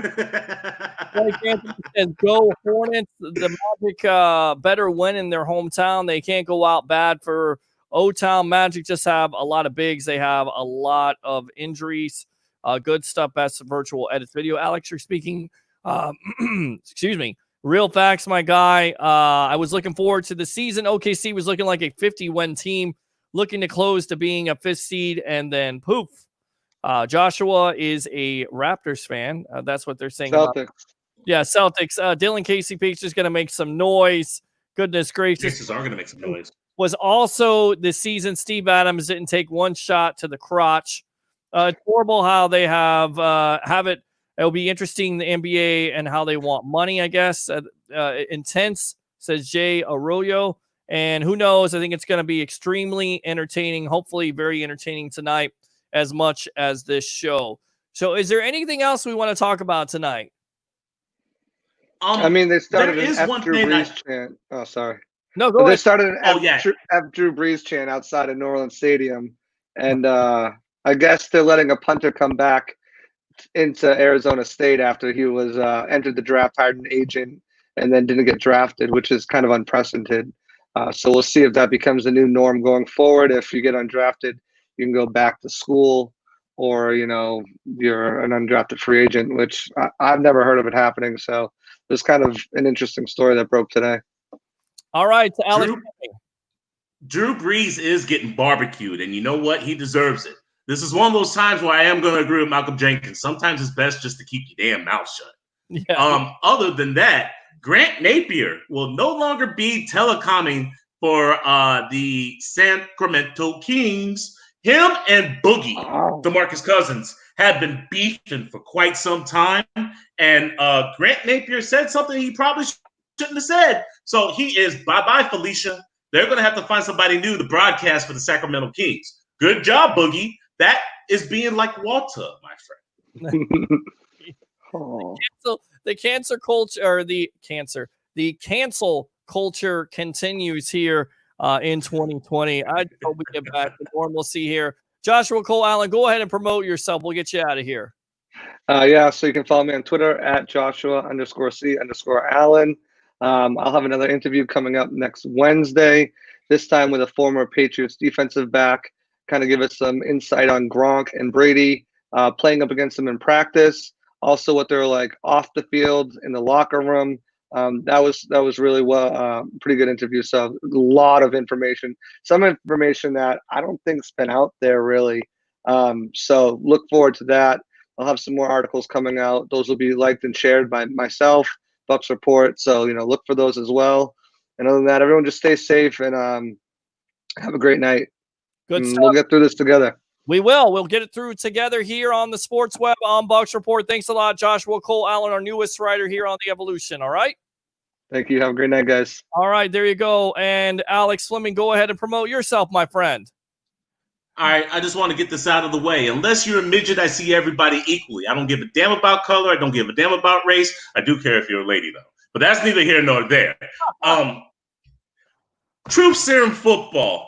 Fantasy football advice so good it'll feel like you stole it, damn it. We got a memorabilia slots. We're not hard to find. Facebook, YouTube. You want some of that memorabilia? Come get some. Bring your wallet. The W. 40 is the new 20. Want to feel good? Want to pick up some of those chicks that you see at the club whenever it opens back up? Well, get your ass back in shape. There's never a better time than now. Florida Sun Review. Central Florida's oldest black living newspaper. There's a reason why I'm writing for them. I write sports. I don't get into politics. I don't like politics. That's real. Oh, and last but not least, guys, if you didn't already know,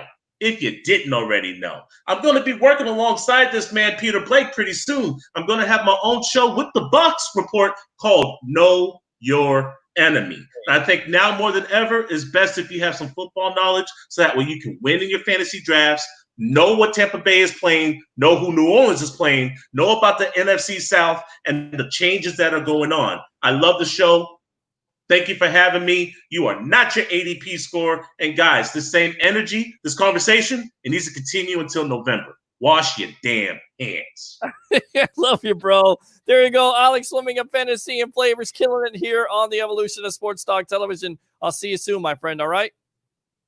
Peace. All right, brother. There you go. So let's go ahead and get the dude on. Welcome to the Evolution of Sports Talk Television. What do you have to say tonight, my friend? Oh, my brother, all of my brothers out there on Bucs Report. How we doing tonight, guys? It's been about 3 hours of sports talk. We had a little bit of the comments on Drew Brees, but I felt like we handled it correctly, and I felt like we talked about it respectfully. So I think it's been a great show. What do you think, dude? I think you guys nailed it on the head. I mean, come on, man. We understand. I don't even know if understanding is the word. The dude kind of goes with Drew Brees is allowed to think what he wants. He's allowed to have his beliefs, but this isn't the time to put it out there. All right, you're already on record. You didn't need to like rub it in people's faces. But that said, there's a lot of hate going on right now. A lot of hate in politics, a lot of hate on the street and then with social issues. And I just want to point out, man, when it's all said and done, when the pandemic goes away, when the protests and everything involved with that goes away, we have to remember that this wasn't all for nothing. The pandemic's a real thing. It's still there. The reason for the protest, it's obvious. It's a valid point. So let's all, now that the anger is out, the emotion is gone, let's go ahead and start to do the healing process, and let's move forward and ask each other, ask your friends, regardless of what color they are, but ask them what do they think we should do. Open a dialogue. Don't listen, or don't hear somebody, listen to them. Actually listen. And they'll listen to you.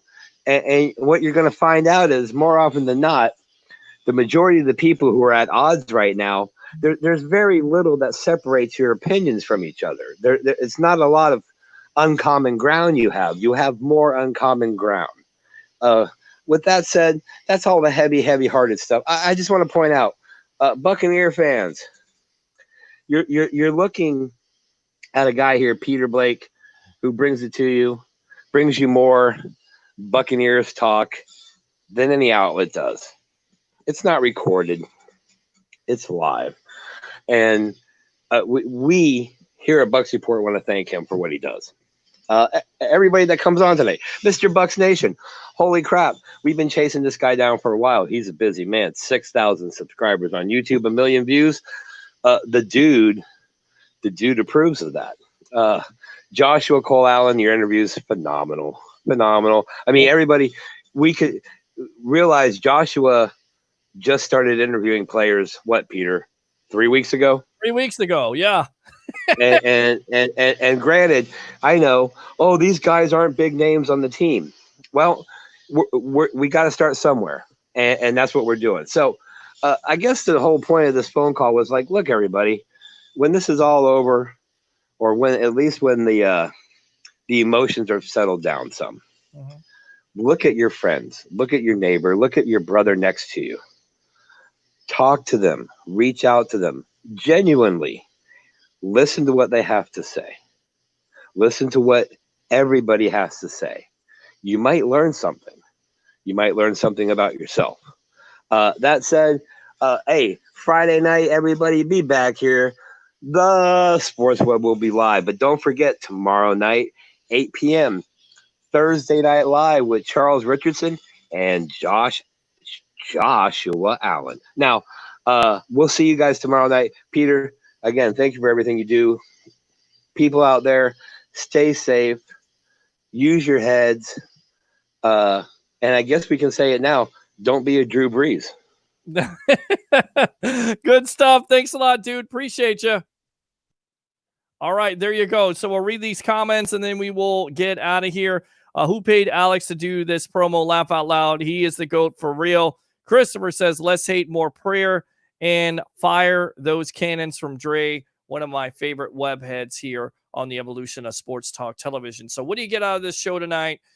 You get Bucs content. You get thoughtful, provoking conversation. I wouldn't say provoking. I would say conversation that is respectful. We're going to be respectful about it, but we're always going to talk football here, especially about your Tampa Bay Buccaneers. Whether you like it or not, we're at June 3rd, so we got some months to go until that Bucs season starts, and we'll be right here coming up on Friday night. Again, tune in to Thursday Night Live with Charles Richardson and Joshua Cole Allen, our newest writer. Before we get out of here, let's go out to the phone lines. Welcome to the evolution of Sports Talk Television. What's your name? Where are you calling from? It's me, Gabe, again. All right, buddy, go ahead. I'm once again trying to pack in as much as I can before my phone dies on me. So okay. bear with me here. Okay. I think we all need to take a deep breath and rewatch some that we all would enjoy. You know, it would bring us all together, both white and black. I don't care what race you are, but it really will bring you together. Yeah. It's an old Disney movie we all know about. Remember the Titans. Mm-hmm. It's a brilliant, brilliant movie about how all races can come together and accomplish something big. I don't care what race you are. Right. Watch the movie and we can all come together. Take what lessons that are from the movie and apply them to real life. Yeah, no, I absolutely think it can work. It can definitely work. And they showed in that movie that's based on a true story. And you could see when both of those, when they all came together, not only, offense, but defense and special teams, when all they came together, they were able to definitely be successful and accomplish the goals that they set out at the beginning of the year, even with all the trials and tribulations of that movie and that time. They were still able to be successful. So that's saying a lot. Anything else, Gabe? Yes, a couple things. I'm sorry if I don't sound as energetic as you when I'm on a phone call. It's just with what has been happening. I just haven't been, feeling very well. Mm-hmm. So. Okay, that's okay. So I was scrolling online on NFL.com and I come across this article, and it's a trade. What's the word I'm looking for? Yeah. Not a. I'm trying to think of it. What's the word I'm trying to think of? What are you? Not a prediction. A prediction? Or what are you looking for? Scenario. There we go. A trade scenario. Okay, trade scenario. Okay, go ahead. And the trade scenario had the Bucs O.J. Howard being traded for Le'Veon Bell. No, I don't see it happening. I don't see it. Yeah. I think the Bucs are happy with their running back core. Le'Veon Bell's got a lot of money. Bucs still don't have that much money, and I think they're interested to see what Howard can do in the second year of this BA offense. So I don't see that happening. I mean, I saw that. I'm like, what? Like, I'm literally sitting there 5 minutes looking at my phone like, what did I just read? Yeah. We already drafted 2 good running backs, and we have Ronald Jones, who might make a splash this year. So yeah. So it left me dumbfounded. To be honest. It's certainly possible, but a lot of people throw that stuff out there to get clicks. I don't agree with it at all. I think the Bucs are set at running back. We'll see, and they're also set at tight end. Gabe, hang in there, buddy. All right, keep on watching the Sports Web. I will do. All right, buddy. There you go. Good stuff. So on that note, like I said, fire those cannons, as Dre would say. And just be good to each other, love each other, and definitely do 3 things for me on this Wednesday night. Bring your passion, bring your excitement. Just don't bring any nonsense. I'm your host, Peter Blake. Have a great night and stay safe. God bless America.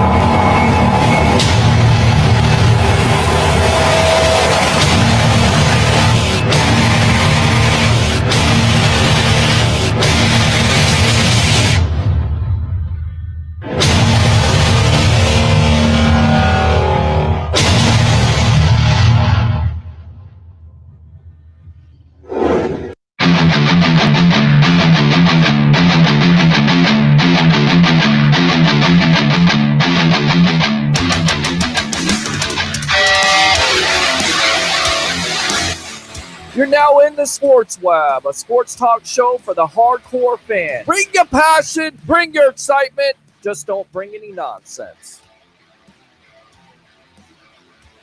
At Life's a Beach Realty, we're all about life on the beach. Stunning Panama City Beach and one of the most beautiful properties on the Gulf Coast, Shores of Panama. Radiant, elegant, and spectacular. Steps away from white sugar sand, every room overlooks the turquoise of the Gulf of Mexico. Come in for your tour today. Life's a Beach Realty is your gateway to Shores of Panama, the shores, and a whole lot more.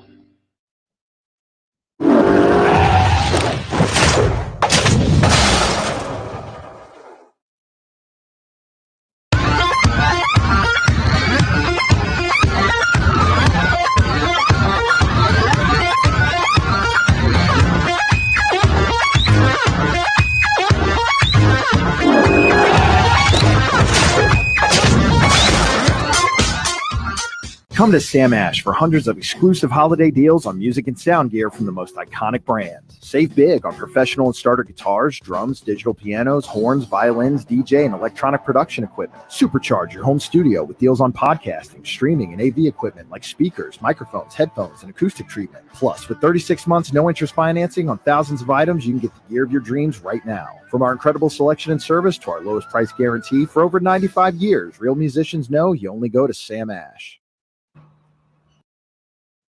Tom Brady, welcome to Tampa. Go Bucs!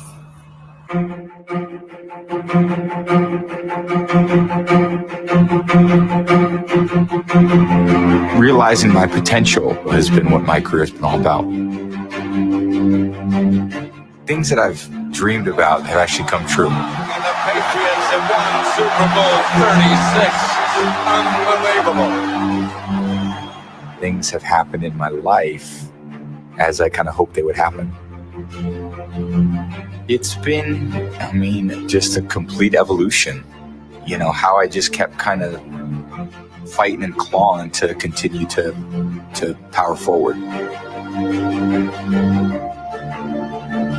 You just keep putting one foot in front of the other, and you keep trying to make progress. So when I look at over 20 years, I look how far I've come. But there's not one step that I took where I realized, look how far I've come.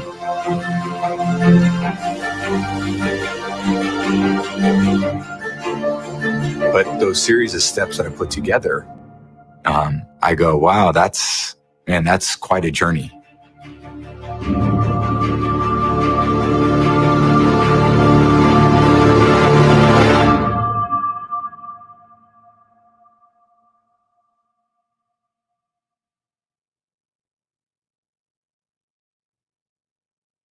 My dad had a heart attack at 56 years old. He passed away at 63, and his main problem was high cholesterol. That was the main problem. And I've thought about that. I'd try anything to lower my cholesterol, to stop the chances of having a heart attack. When I retired, I really had to be conscious about what I put into my body. Interestingly, I was also told I should probably take a statin. And I've always resisted medication like that because it feels unnatural to me. And so when I heard about this product that can naturally lower my cholesterol, lower my risk of heart disease and other types of conditions that come from having high cholesterol, I jumped on it. Has a lot of fiber in this, so it keeps you regular. It makes you feel good. And actually, interesting, it tastes good. You know, sometimes you see these things and you wonder what it's going to taste like. This one actually tastes really good. In fact, my kids even like have. Here's a sobering reminder. Heart disease is the #1 cause of death for men and women. No wonder staying heart healthy is so very important these days. And we're learning that a few healthy choices can help prevent heart disease. Enter the inventor of Gatorade, Dr. J. Robert Cade. No secret what Cade and Gatorade did for thirst and performance. And Dr. Cade's Cholesterade is so much more than a thirst quencher. Cholesterade is a refreshing, high-fiber natural drink that could dramatically lower cholesterol and reduce the risk of heart disease. In fact, Cholesterade has twice the fiber of any other product on the market today. Independent studies show that 2 daily servings of Cholesterade can stunningly lower bad cholesterol by up to 20%. Dr. Cade knew firsthand the troubles of high cholesterol and adverse side effects of cholesterol-lowering prescription medications, also known as statins. Dr. Cade knew that a daily increase in fiber could lower the levels of cholesterol, so Dr. Cade invented Cholesterade as much for himself as anybody. Cholesterade is a powder that is mixed with water or juice. Cholesterade is all natural, no preservatives, gluten-free, and probiotic with natural flavors. Studies have shown lower cholesterol numbers without the use of prescription medication. Cholesterade helps all people looking to add fiber to their diet. Cholesterade, combined with a healthy diet and exercise, can help you get your cholesterol under control. Entertainer Rod Adams personally knows the benefits of cholesterol. Hey, my name is Ron Adams. You may know me as an entertainer from maybe one of my shows, like my Elvis show. But I'm also a 55-year-old guy that needs to stay in shape. I realized that my cholesterol was getting way out of hand. I went to the doctor and he said, you need to do something. But there wasn't anything to do other than maybe get on a statin, which I already knew was dangerous. And then I found out about cholesterol. Started taking it 3 times a day. 8 weeks later, my cholesterol dropped dramatically from over 300 to under 200. The good cholesterol went from 18 to 36. Cholesterol is what's keeping me healthy. Independent studies have shown that cholesterol users have seen their bad cholesterol drop by more than 21%. Triglycerides drop by some 50%. And good cholesterol improve by nearly 13%. Cholesterol supports digestive health.